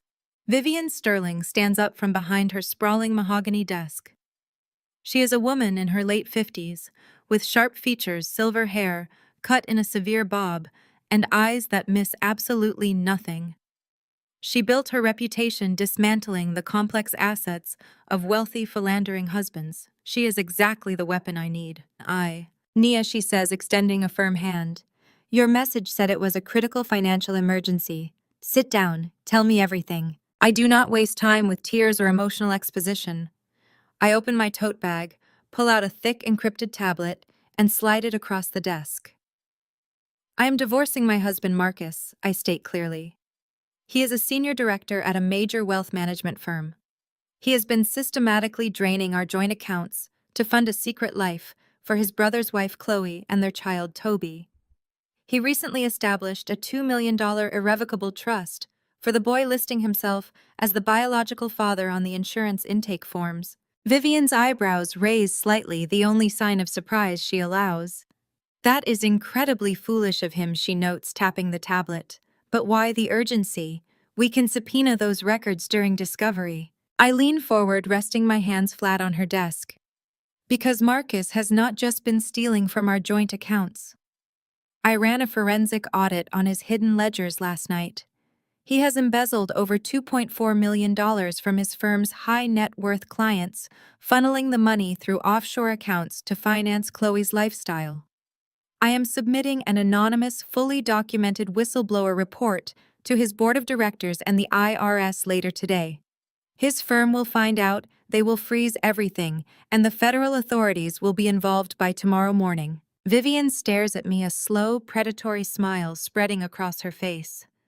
You are initiating a controlled demolition of his entire life, she says, leaning back in her chair. I am ensuring he pays for prioritizing his mistress and his illegitimate son over my child, who he abandoned in a hospital waiting room during a severe seizure last night. I reply, my tone dropping to a chilling register. But before I light the match, I need to extract my personal assets and my son's legitimate funds from the blast radius. If the feds freeze his accounts, I cannot risk them freezing mine by association. Vivian is already moving, pulling legal forms from a drawer. We need to move immediately. As his wife, you have legal access to the joint accounts, but we must establish clear provenance to prove the funds you move are untainted by his embezzlement. I have already done the tracing, I tell her, unlocking the tablet and bringing up the specific sanitized spreadsheets. I isolated the exact deposits from my own salary and my independent consulting firm over the past 7 years. I have also traced the legitimate initial deposits made into Leo's college fund before Marcus began routing the embezzled money. The funds are clean, I just need the legal mechanism to secure them instantly. Vivian nods her eyes, scanning the data rapidly. Your forensic work is impeccable. We will establish a new secure trust solely in your name and a protected 529 plan for Leo. We will execute the transfers immediately, citing irreconcilable differences and the imminent filing for divorce as the legal justification for separating the assets today. The camera slowly pushes in as Vivian and I work in synchronized, ruthless efficiency. She drafts the emergency legal documents, and I initiate the wire transfers directly from the bank's secure portal. It is not an emotional process, it is a clinical extraction. We are stripping the legitimate equity from a doomed structure before it collapses. I authorize the transfer of my accumulated salary, my consulting profits, and the initial untainted principal of Leo's college fund. The progress bars on the tablet screen fill up, mirroring the transfers I executed in Marcus's dark office just hours ago. But this time it is not theft, it is salvation. The transaction's clear. The bank confirms the successful routing.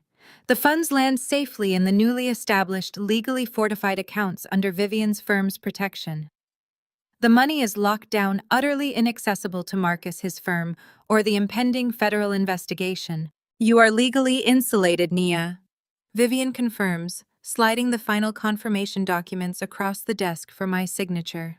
The clean assets are secured. The joint accounts now hold only the tainted funds he manipulated. I sign the papers, the scratch of the pen sounding loud in the quiet office. I stand up, gathering my things. Thank you, Vivian.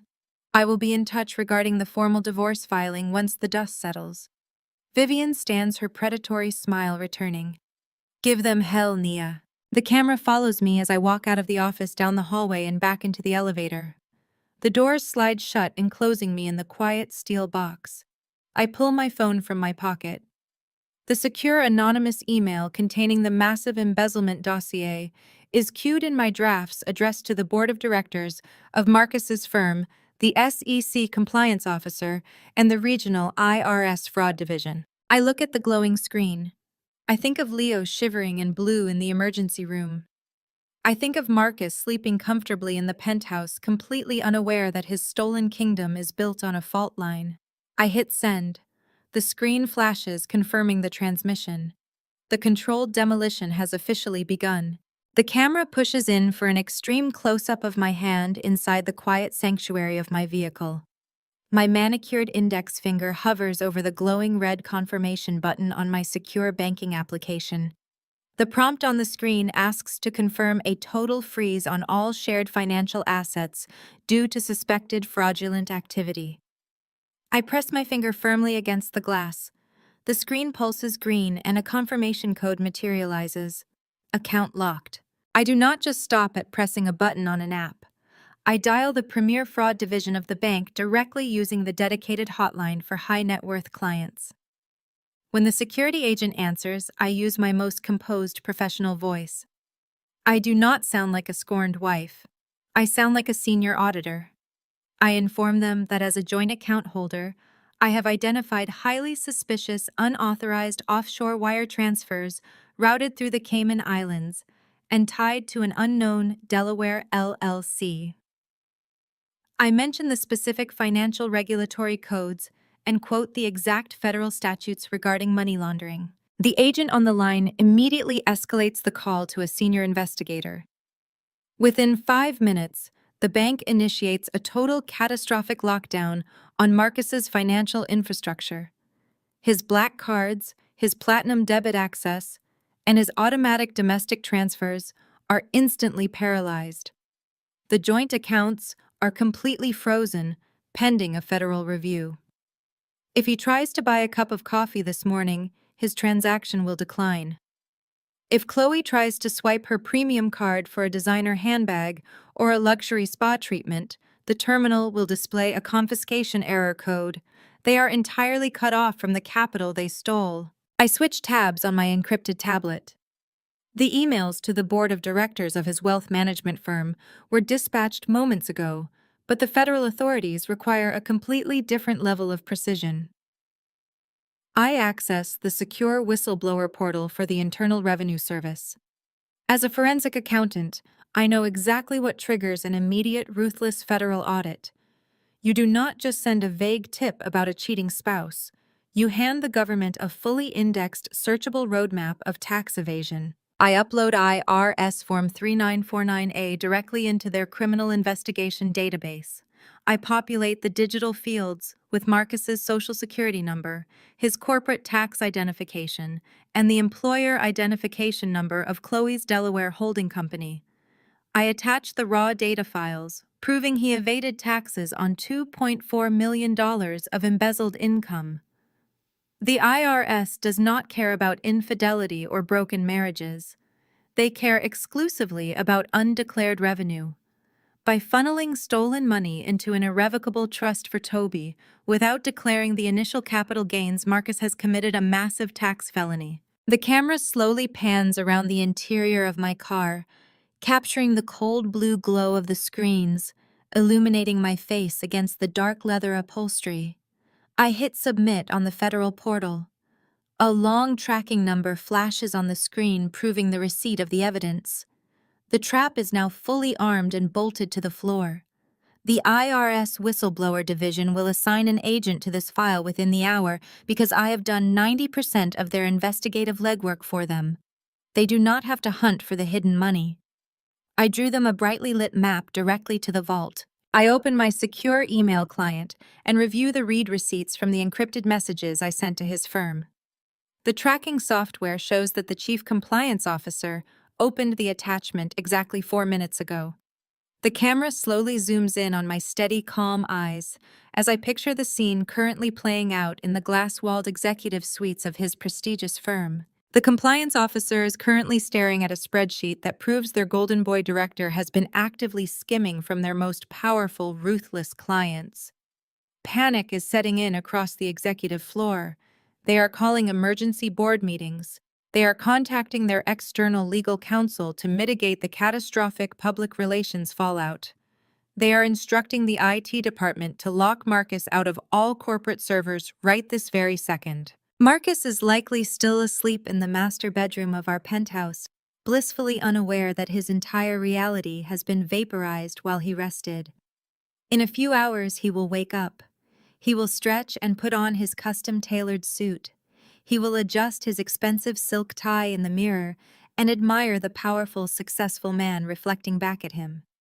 He will pick up his phone to send Chloe a good morning text assuring her that he is managing the crisis and protecting her family. He will walk out of the front door believing he is invincible. He will confidently hand his valet ticket to the parking attendant, unaware that he cannot even pay the parking fee. He does not realize that he is a dead man walking. He thinks he is a mastermind who successfully played 2 women and secured his legacy. But he is nothing more than a rogue employee about to walk directly into a corporate slaughterhouse. I slide the tablet into my designer tote bag and press the ignition button on my dashboard.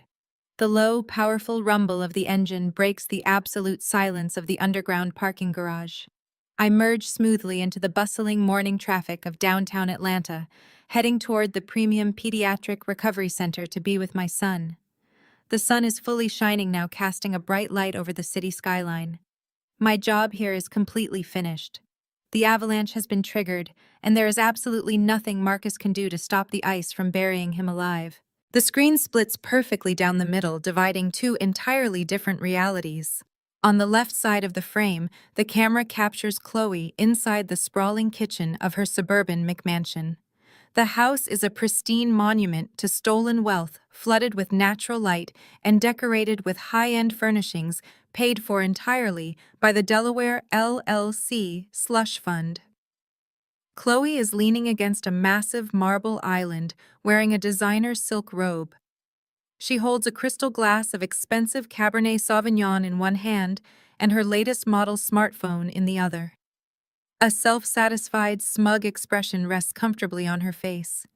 She feels invincible.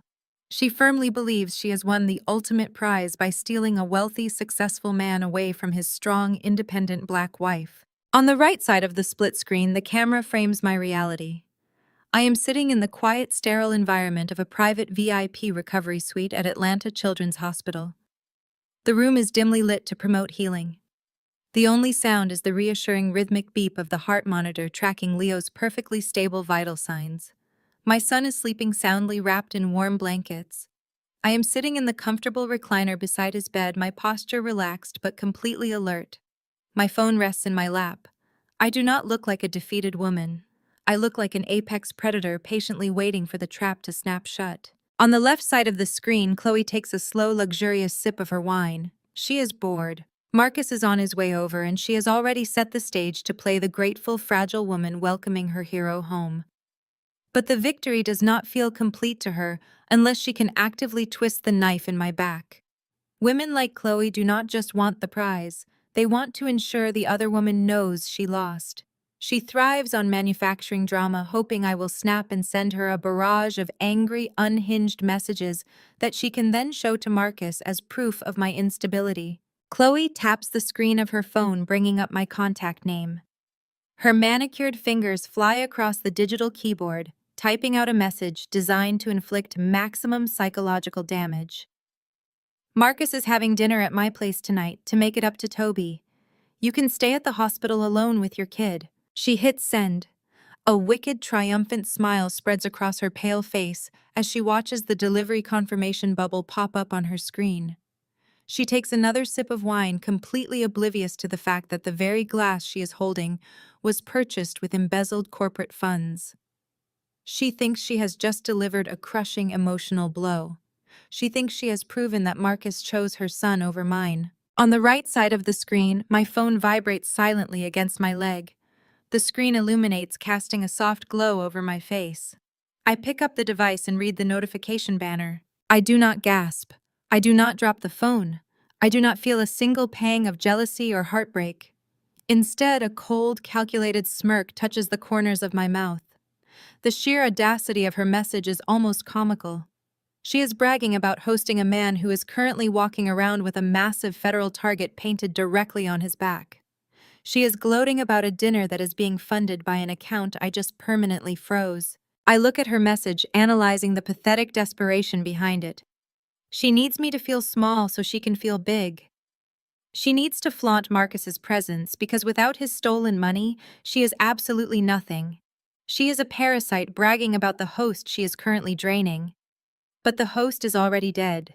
He just does not know it yet. I tap the reply box. I do not type out a paragraph defending my marriage.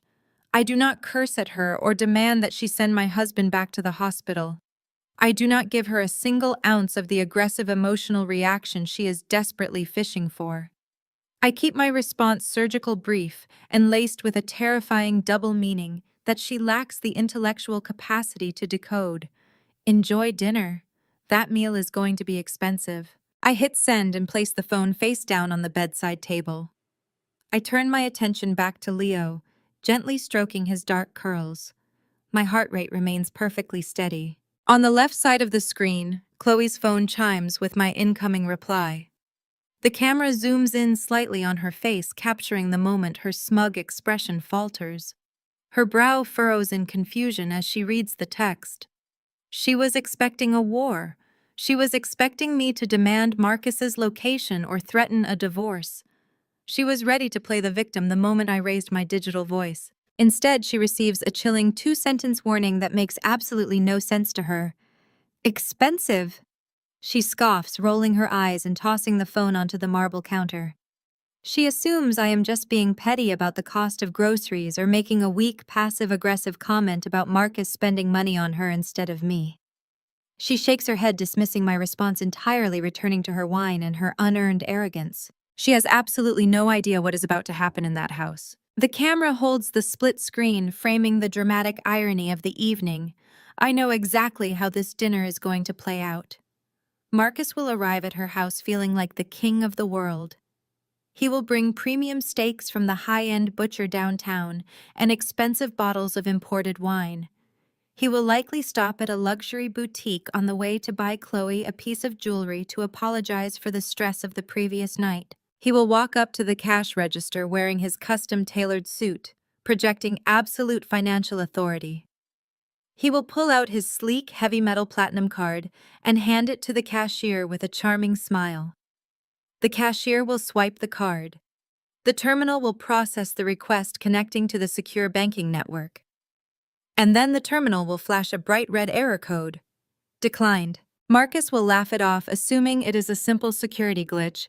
He will pull out a second card, a corporate expense account linked to his wealth management firm. He will swipe it. Declined. He will try a third card linked to our joint savings. Declined. The charm will melt off his face, replaced by a creeping, hot humiliation as the cashier looks at him with thinly veiled judgment. He will step out of the store and frantically dial the premier banking concierge line, demanding to know why his accounts are malfunctioning. He will expect apologies and immediate technical support. Instead, he will be transferred to a federal fraud investigator who will inform him that his entire financial portfolio has been seized pending an active criminal review. He will arrive at Chloe's house empty-handed, his arrogant swagger completely shattered by the sudden, terrifying realization that he has zero liquidity. He will sit at that marble island eating whatever scraps she has left in her pantry, trying to hide the fact that his empire has just been wiped off the map. He will try to reassure her that it is just a temporary banking error, but the panic in his eyes will be impossible to hide. Chloe will watch him, sensing the shift in the power dynamic. The fragile, delicate woman will quickly realize that the man she relies on to fund her luxurious existence is suddenly a liability. The romantic dinner she planned will turn into a tense, suffocating nightmare as the reality of their situation begins to bleed through the cracks of his facade. I sit in the quiet hospital room, my smirk settling into a look of absolute peace. The split screen fades, isolating my side of the frame. I did not just send a text message. I sent a receipt. I am the forensic accountant, and I have just handed them the bill for every single lie they ever told. They can enjoy their dinner tonight. It will be the last meal they ever eat before the federal authorities arrive to collect the debt. The camera executes a slow, deliberate tracking shot, moving smoothly away from the glow of my phone screen and panning toward the massive floor-to-ceiling window of the pediatric recovery suite. I stand up from the recliner and walk toward the glass, looking out over the sprawling night skyline of Atlanta. The city is a glittering grid of golden streetlights and towering steel monuments to corporate wealth. Millions of people are out there living their lives entirely unaware of the catastrophic financial and familial earthquake I am currently engineering from a quiet hospital room. My reflection stares back at me in the darkened glass. My posture is perfectly straight. The terrified, frantic mother who sprinted into the emergency hours ago has been entirely replaced by a cold, calculating executioner. I have frozen the bank accounts. I have triggered the federal audits. I have delivered a cryptic, terrifying warning to my husband's mistress. But a structural demolition is not complete until you remove the final load-bearing pillar. That pillar is Jamal. Marcus's older brother is currently sitting in a luxury business suite in Dubai, completely oblivious to the fact that his entire existence is a carefully orchestrated illusion. Jamal is a good man. He works grueling 80-hour weeks managing international corporate logistics, traveling constantly to provide a premium lifestyle for a wife who despises him and a son who does not share a single drop of his DNA. Jamal and I share a tragic invisible bond. We are the collateral damage. We are the hard-working, loyal spouses whose sacrifices were utilized as the foundation for Marcus and Chloe's twisted, parasitic romance. I cannot let Jamal walk blindly into the blast radius when the federal authorities raid his brother's firm tomorrow. He deserves to know the truth before the FBI knocks on his door asking questions about offshore accounts linked to his wife. More importantly, Jamal is the ultimate weapon in my arsenal. Marcus fears his older brother. Jamal has always been the moral compass of their family, the one who actually earned his success through relentless hard work rather than manipulation. If Marcus fears anything more than prison, it is looking his older brother in the eye when the truth is exposed. I pull my encrypted tablet from my designer tote bag and rest it on the wide windowsill overlooking the city.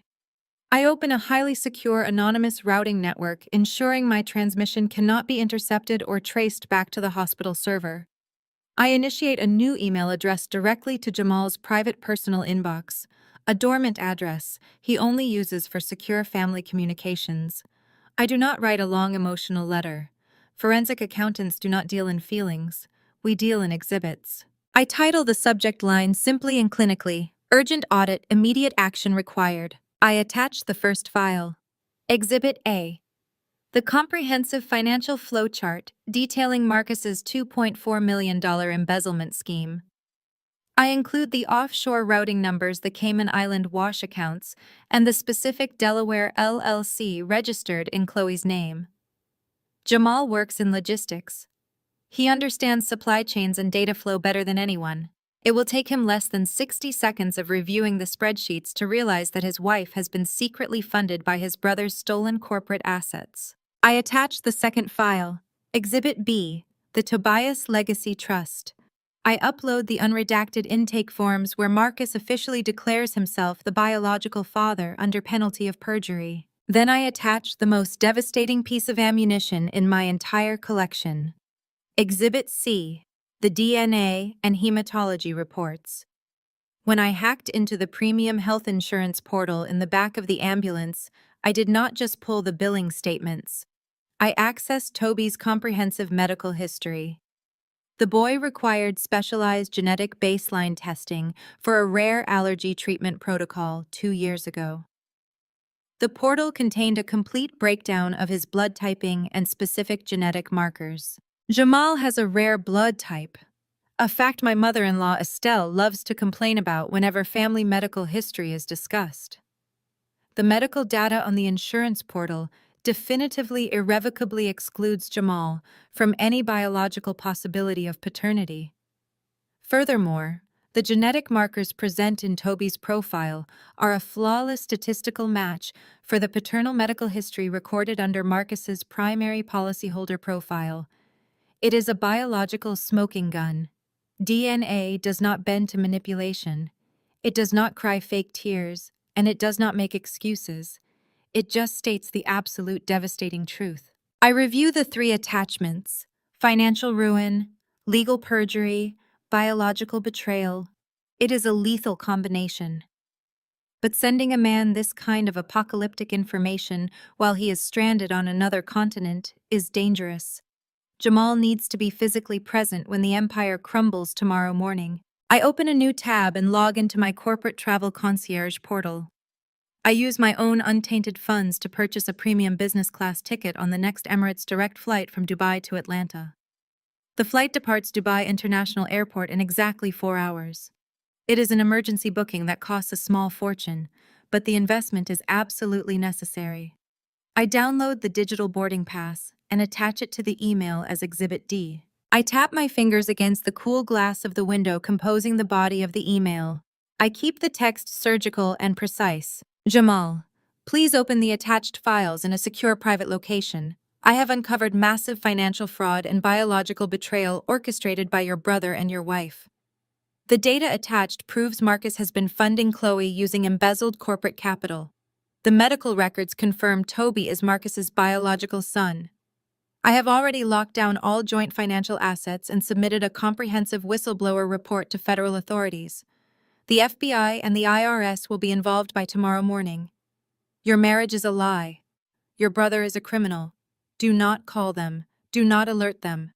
I have secured your seat on the next flight out of Dubai. The boarding pass is attached. It is time to come home and reclaim your life. I read over the message one final time. It is a terrifying message to send to a good man, but it is the only way to save him from going down with the sinking ship. Dubai is roughly 9 hours ahead of Atlanta. The sun is just starting to rise over the Arabian desert. Jamal is likely sitting in his luxury hotel suite drinking his morning espresso and preparing for a massive day of corporate negotiations. He is about to open his phone and watch his entire universe burn to ashes. I press the send button. The progress bar flashes briefly across the screen before vanishing. The encrypted data packet flies through the digital ether, traveling thousands of miles across oceanic fiber optic cables directly to the Middle East. There is no one sending it. There is no taking it back. The camera slowly pans around my profile, capturing the sharp, determined set of my jaw against the backdrop of the illuminated city. I close the tablet and slide it back into my bag. The trap is no longer just set. The tripwire has been officially crossed. Marcus and Chloe are currently sitting in her suburban mansion drinking stolen wine and gloating over their imagined victory. They believe they have outsmarted everyone. They believe they are untouchable. They have no idea that the federal government is currently processing their financial execution, and they have absolutely no idea that a furious, heartbroken brother is about to board a 14-hour flight to deliver his own personal brand of justice. I turn my back to the window and walk over to Leo's bedside. I pull the warm blanket up to his shoulders and brush a stray curl from his sleeping face. The ticking bomb has been activated. The timer is counting down to 0. All I have to do now is sit in this quiet room, hold my son's hand, and watch the fireworks light up the sky. The camera jerks, shifting instantly to a shaky handheld perspective mirroring the sudden violent destabilization of Marcus's reality. The smooth, calculated world he thought he controlled is about to fracture into a million jagged pieces. The morning sun glares aggressively through the windshield of his custom European sports car as he pulls into the valet lane of an exclusive jewelry boutique in Buckhead. He steps out of the vehicle, adjusting the cuffs of his bespoke suit. He is running on the high of his own perceived brilliance. He spent the entire night playing the heroic protector to Chloe, soothing her manufactured anxieties while sleeping in her sprawling suburban home. He feels utterly untouchable. He intends to purchase a diamond tennis bracelet to commemorate his absolute authority over both his households. The camera follows him closely, slightly unsteady, as he strides through the heavy glass doors of the boutique. The pristine white lighting of the showroom gleams off the glass display cases. He greets the store manager by name, flashing his signature charismatic smile. He points to a stunning 3-carat diamond piece resting on a velvet display cushion. He does not ask for the price. Men of his fabricated stature never ask for the price. He simply pulls out his heavy metal Premier credit card and places it on the polished glass counter with a soft, authoritative thud. The manager smiles obsequiously and slides the card into the secure terminal. Marcus checks his gold luxury watch, anticipating the brief transaction before he heads to his corporate office to dominate the morning financial markets. He is already composing the text message he will send to Chloe to secure her devotion. The terminal emits a sharp, discordant beep. The manager glances down, his professional smile faltering for just a fraction of a second. He attempts to swipe the heavy metal card a second time. Another harsh beep echoes through the quiet boutique. The manager clears his throat, looking up with a delicate, apologetic expression. "I am terribly sorry, sir, but the system is returning a hard decline code. It must be a temporary security hold. Would you like to use another form of payment?" Marcus lets out a short, arrogant scoff, completely unbothered. He assumes it is just an overzealous fraud protection algorithm, flagging an unusually large early morning purchase. He reaches into his tailored jacket and extracts a second card. This is his platinum corporate expense account linked directly to his wealth management firm. He hands it over with an impatient sigh. The manager processes the corporate card. The machine beeps a third time. The screen flashes bright red. Confiscate card. Do not honor. The camera shakes slightly, capturing the exact moment the annoyance on Marcus's face morphs into genuine confusion. A cold prickle of unease begins to crawl up the back of his neck. The manager's apologetic demeanor dissolves completely, replaced by a thinly veiled mask of professional judgment. The silence in the high-end boutique suddenly feels suffocating. Marcus feels the eyes of the security guard near the door shifting toward him. He forcefully snatches his cards back from the counter, muttering an angry excuse about incompetent banking software. He turns and marches out of the boutique, the camera jolting behind him as his pace quickens from a confident stride to a frantic retreat. He snatches his keys back from the valet, throwing himself into the driver's seat of his sports car and slamming the door shut. His breathing grows shallow and rapid. He yanks his smartphone from his pocket and immediately dials the dedicated wealth concierge line for his primary bank. He fully intends to unleash a torrent of verbal abuse on whatever customer service representative answers the phone.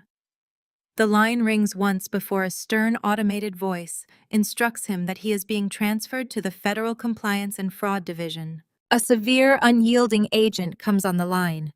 Marcus launches into a tirade demanding his accounts be unlocked immediately. The agent cuts him off mid-sentence. "Sir, your entire financial portfolio has been subjected to a catastrophic freeze, mandated by federal regulatory protocols. We have identified unauthorized offshore wire routing connected to a Delaware holding company. Your joint assets, your independent savings, and your credit lines are completely locked pending an active criminal review. We are legally prohibited from unfreezing any capital." The agent disconnects the call. The camera shakes violently inside the cramped interior of the sports car. Marcus drops the phone into his lap.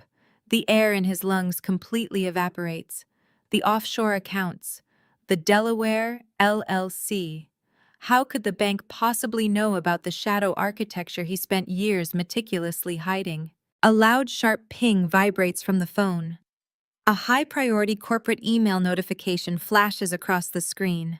The sender is the chief compliance officer and the board of directors of his asset management firm. With trembling, sweaty fingers, Marcus opens the email. The camera angle tilts precariously, mimicking his vertigo. The subject line reads, "Immediate termination with cause." The body of the email is a clinical, devastating execution. It details the exact fractional percentages he has been skimming from client portfolios. It lists the phantom vendor identification numbers he created. It names the corporate slush fund he used to launder the money. He is informed that he is terminated effective immediately, stripped of all corporate access, and barred from entering any company premises. The final sentence of the email delivers the lethal blow. The firm has already forwarded the irrefutable evidence of his $2.4 million embezzlement scheme to the Securities and Exchange Commission and the Internal Revenue Service. Marcus lets out a raw, strangled sound. It is not a scream. It is the sound of a man drowning in a desert. He drops the phone as if it is physically burning his hand. His chest heaves wildly, fighting against a sudden, massive panic attack. Everything is gone. The facade, the money, the prestige, the leverage. It has all been vaporized in a span of 10 minutes. Desperation overrides logic. He shoves the car into drive, his hands slipping on the leather steering wheel. He peels out of the valet lane, ignoring the blaring horns of oncoming traffic. He drives recklessly toward the financial district, breaking every speed limit. He convinces himself he can fix this. He just needs to get to his office. He needs to access his hidden hard drives before the IT department wipes his terminal. He needs to delete the local files and spin a narrative that he is being framed by a rogue employee. The camera jolts and weaves, tracking his erratic, dangerous driving. He slams on the brakes as he reaches the towering glass skyscraper that houses his firm. He does not even bother parking the car legally. He abandons the luxury vehicle, half on the curb right in front of the main lobby doors. He sprints toward this entrance, the camera bouncing aggressively behind him. He bursts through the revolving glass doors, completely ignoring the front desk security personnel. He charges toward the VIP executive elevators, pulling his corporate badge from his pocket. He slaps the badge against the security scanner. A harsh red light flashes. Access denied. He slaps the badge against the reader again and again, striking the glass panel with frantic mounting violence. Red light, red light, red light. Marcus, you need to step away from the elevators. He spins around, his eyes wide and bloodshot. Standing in the center of the polished marble lobby is the chief compliance officer of his firm. But he is not alone. Flanking him are three men wearing dark windbreakers with the bright yellow letters IRS emblazoned across the back. Two more agents are currently walking out of the service elevator, carrying heavy sealed cardboard boxes filled with physical hard drives and printed ledgers. The entire lobby goes dead silent. Dozens of junior analysts and administrative assistants stop dead in their tracks, watching the mighty senior director completely unravel in real time. The lead IRS investigator steps forward, pulling a thick stack of documents from his leather briefcase. Marcus Miller, the agent says, his voice echoing off the high marble walls. We are executing a federal seizure of your remaining physical assets in connection with an active investigation into wire fraud, corporate embezzlement, and massive tax evasion. Your offshore routing accounts have already been seized by international authorities. You are instructed to surrender your passport and any company property currently on your person. Marcus's knees buckle. He stumbles backward, hitting the cold steel door of the elevator. His perfectly tailored suit suddenly feels like a straitjacket. The camera slowly sinks to the floor, looking up at his terrified, sweating face. He is standing in the center of the financial empire he thought he ruled, absolutely stripped of his power, his dignity, and his freedom. He has no money to hire a defense attorney. He has no access to his secret trust fund. He cannot even buy a cup of water from the lobby cafe. In less than one morning, the phantom wealth he used to buy Chloe's affection and fund his colossal arrogance has been entirely eradicated. The predator has been completely disarmed, stripped naked, and thrown directly into the federal cage. And he still has absolutely no idea that the woman he left sitting in a hospital waiting room is the one who built the trap. The camera is no longer a detached observer. It becomes an aggressive participant, a Steadicam attached to Marcus as he bursts through the heavy revolving doors of Atlanta Children's Hospital. The sterile, brightly lit lobby is a jarring contrast to the chaotic descent his life has taken in the past 4 hours. He is sweating through his bespoke suit. The tie he carefully knotted this morning has been ripped off, stuffed carelessly into a pocket. His breathing is ragged, shallow, and loud in the quiet hum of the pediatric center. He does not stop at the visitor's desk. He does not ask for directions. He runs. He is operating entirely on the primal, terrifying realization that his kingdom is ash. The federal agents seized his corporate hard drives. His bank accounts are frozen solid. Chloe, the delicate white flower he had spent millions to protect, had screamed at him over the phone when he tried to explain the temporary banking glitch, her voice shrill with panic and sudden calculating distance. The moment the money stopped flowing, her fragility evaporated, replaced by the cold pragmatism of a parasite sensing a dying host. He has absolutely nothing left. Nothing except the one thing he abandoned less than 24 hours ago, his legal wife and his legitimate son. In his warped, narcissistic mind, Nia is no longer the strong, rigid woman he used as an excuse for his betrayal. She is a life raft. She is stability. She is the woman who always fixes things. He is racing toward her not out of love, but out of a desperate, clawing need for a human shield. The camera tracks him as he navigates the maze of pediatric corridors, dodging nurses pushing medical carts and parents holding balloons. He looks wild, frantic. He is constructing the narrative as he runs, rehearsing the performance of a lifetime. He will play the broken, repentant man. He will tell her the pressure of his job drove him to a breakdown. He will blame the firm, the market, the stress. He will fall to his knees and beg her to help him weather the storm, leveraging her maternal instinct and their shared history. He will use Leo as the ultimate bargaining chip. He spots the specialized cardiac and neurological recovery wing at the end of the hall. The heavy double doors are secured, requiring keycard access. He slams his hand against the glass, ignoring the startled look of a passing orderly. He presses the intercom button, his chest heaving. "My son," he gasps, injecting raw, manufactured panic into his voice. "Leo Miller, I need to see my son. I'm his father." The intercom buzzes and the heavy doors unlatch with a loud click. He pushes through, his eyes darting frantically across the room numbers. The VIP recovery suites are at the far end. He breaks into a jog again, the camera bobbing slightly with his erratic pace. He is almost there. He can almost taste the safety of Nia's inevitable compliance. He just needs to get into that room, drop to his knees, and let the tears flow. He reaches the final corridor. The door to Suite 4 is slightly ajar. He can see the soft blue glow of the monitoring equipment inside. He slows his pace, taking a deep, shuddering breath, actively forcing moisture into his eyes. He pushes the door open fully, ready to collapse into the role of the shattered patriarch. But the room is empty. The bed is perfectly made, the crisp white sheets pulled tight. The monitors are dark and silent. There is no trace of Nia. There is no trace of Leo. Marcus freezes, the carefully constructed tears drying instantly in the corners of his eyes. The camera circles him slowly, capturing the utter confusion, wiping away the performative grief. "Can I help you, sir?" He spins around. A senior pediatric nurse is standing in the doorway, a clipboard in her hand. She looks at him with a practiced, neutral expression that reveals absolutely nothing. "Where is my son?" Marcus demands, his voice rising. The polished wealth manager completely replaced by a cornered animal. "Leo Miller. He was admitted last night for a severe febrile seizure." "Where is he?" The nurse checks her clipboard, her eyes scanning the digital tablet. "Leo Miller was discharged an hour ago. Mr. Miller.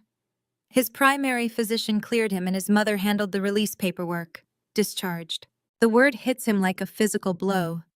Nia didn't wait for him. She didn't call him to coordinate a ride home. She simply packed up their son and vanished while his entire life was burning to the ground. "Where did she take him?" Marcus asks, stepping toward the nurse, his desperation leaking through the facade. "Did she say where she was going? Home? Her mother's house?" The nurse takes a deliberate step back, maintaining a professional distance. "I cannot disclose a patient's post-discharge destination without the primary guardian's explicit authorization. Mrs. Miller was quite clear in her instructions." Mrs. Miller was quite clear. The phrase rings in his ears, a chilling echo of the calm, detached tone Nia used when she handled his mother on the phone last night. A sudden, terrifying thought pierces through his panic. Nia didn't just leave the hospital, she had executed a calculated withdrawal. He yanks his phone from his pocket, his hands shaking so violently he nearly drops the device. He bypasses the call screen, entirely opening the premium banking app that had locked him out hours ago. The error message is still there, mocking him with its bright red text. But this time he looks closer at the notification details. The freeze wasn't initiated by an automated system. It was triggered by a joint account holder citing suspected fraudulent activity. He stares at the screen, the blood draining from his face, leaving his skin a sickly ashen gray. Nia. It wasn't a corporate audit that triggered the collapse. It wasn't a random IRS sweep. It was Nia. She knew. She had found the money. She had frozen the accounts. She had sent the emails to his firm. The realization crashes down on him with the force of a falling building.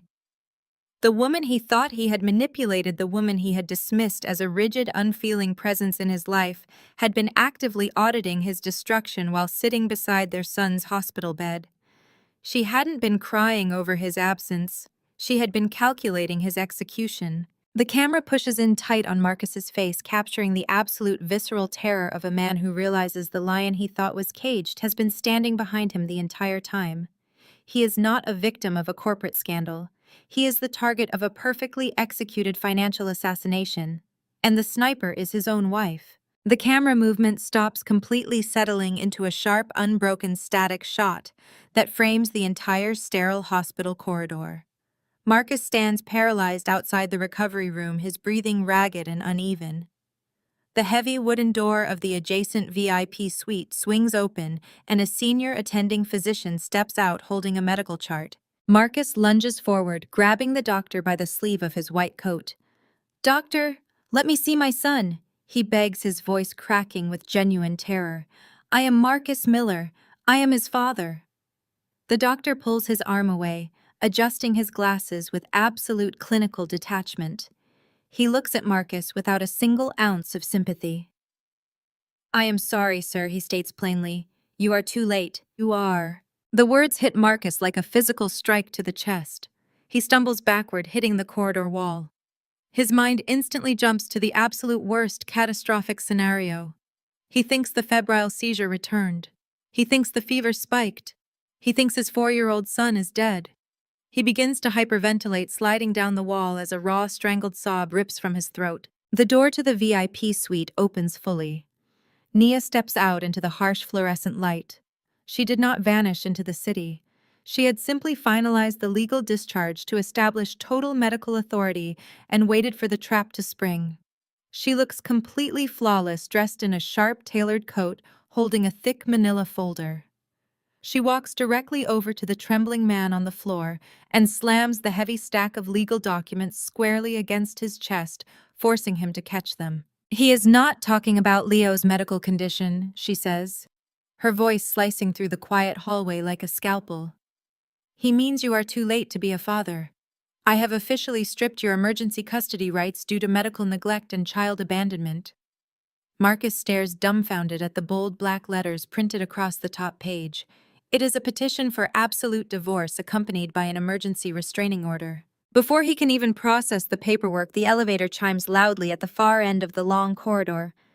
The steel doors slide open. Jamal steps out. He looks exhausted from the 14-hour emergency flight from Dubai, but his eyes burn with a terrifying, unadulterated rage. In his right hand, he tightly grips a crumpled printout of the DNA test results. Flanking him on either side are 2 uniformed police officers walking with heavy, deliberate steps directly toward Marcus. The camera shifts into a rapid, fast-forward montage accelerating through the catastrophic fallout of their choices. The flashing red and blue lights of the police cruisers reflect against the sterile hospital glass. The officers step right past Jamal and grab Marcus by his tailored shoulders. The metallic click of handcuffs echoes down the corridor. They do not arrest him for being a terrible husband. They read him his rights for grand larceny, wire fraud, and corporate embezzlement. Marcus is dragged out of the pediatric center, completely stripped of his dignity, paraded through the main lobby in front of staring doctors and nurses. His bespoke suit is wrinkled, and his arrogant facade is permanently shattered. The montage cuts violently to Chloe's pristine suburban mansion.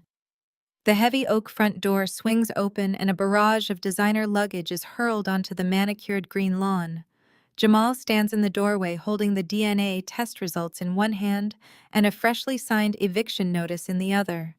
Chloe is on her knees in the driveway, weeping and screaming, but her fragile victim act completely fails to sway a man who just learned his entire marriage was a biological lie. Jamal does not just kick her out. He completely severs her financial lifeline, locking her out of every account. Because Chloe is an unfit mother with no income and an active investigation for accessory to fraud, Jamal easily secures emergency full custody of Toby. He loves the boy he raised, and he refuses to let Chloe weaponize the child ever again. She is left standing on the curb with nothing but the clothes on her back, entirely cut off from the wealth she sacrificed her morals to secure. The camera snaps to my mother-in-law Estelle standing in the center of her immaculate country club dining room. Her phone rings, delivering the apocalyptic news. The truth about Toby has leaked. Her pristine social standing in the affluent African-American community is instantly incinerated. The grandchild she paraded around, praising his light eyes and perfect features, is not a genetic miracle. He is the living, breathing evidence of a filthy, incestuous affair between her favorite son and her daughter-in-law. The sheer weight of the public humiliation and the total destruction of her family's reputation hits her like a freight train. Estelle clutches her chest, her knees buckling as she collapses onto the expensive Persian rug. Her golden boy is in a federal holding cell. Her fragile daughter-in-law is homeless. Her legacy is a permanent shameful stain. The camera executes a smooth, deliberate dolly in mirroring the exact framing of the opening scene. But the sterile, chaotic environment of the hospital is entirely gone. The space is flooded with warm golden hour sunlight pouring through the floor-to-ceiling windows of my new, fully owned Atlanta penthouse. In the background, Leo is sitting on a plush rug, building a towering fortress out of colorful wooden blocks. He is healthy, vibrant, and completely safe. His laughter echoes through the quiet, expansive room, a sound that money cannot buy, but absolute independence can protect. The dark shadow of the man who abandoned him has been permanently eradicated from our atmosphere. I am sitting on a sleek, modern sofa holding a cup of tea. I am no longer wearing the exhausted, frantic expression of a neglected wife. I am draped in the quiet, unshakable luxury of a woman who owns her entire universe. The divorce settlement was an absolute massacre. With the federal authorities seizing Marcus's remaining corporate assets and his firm desperately trying to avoid a public scandal, my legal team easily secured maximum compensatory damages and total sole custody. But I did not just hoard the capital. I audited the very system that allowed a man like Marcus to bypass my seizing child. Using the millions I extracted from the divorce, I established a massive pediatric advocacy and emergency medical fund specifically designed for African American children in Atlanta. The foundation ensures that marginalized mothers have immediate financial and legal advocates the moment they step into a hospital, guaranteeing their children will never be pushed aside for VIP donors or privileged fragile relatives. The camera pushes in closer, isolating my face as the background softly blurs out of focus. I lower my teacup and look directly into the lens. The anger that fueled my initial strike has evaporated, leaving behind a pristine, indestructible calm. They thought they could discard us without a second thought. I speak directly to the audience, my voice dropping to a perfectly leveled, chilling whisper. They thought they could abandon my child to prioritize their dirty bloodline, assuming I would just bow my head and accept my place in the shadows. A slow, cold smile touches the corners of my mouth. It is the smile of an apex predator admiring a perfectly empty cage. But they forgot. Forensic accountants never cry. We audit. And I made him pay back everything, even his breath. The screen cuts, instantly fading to absolute black.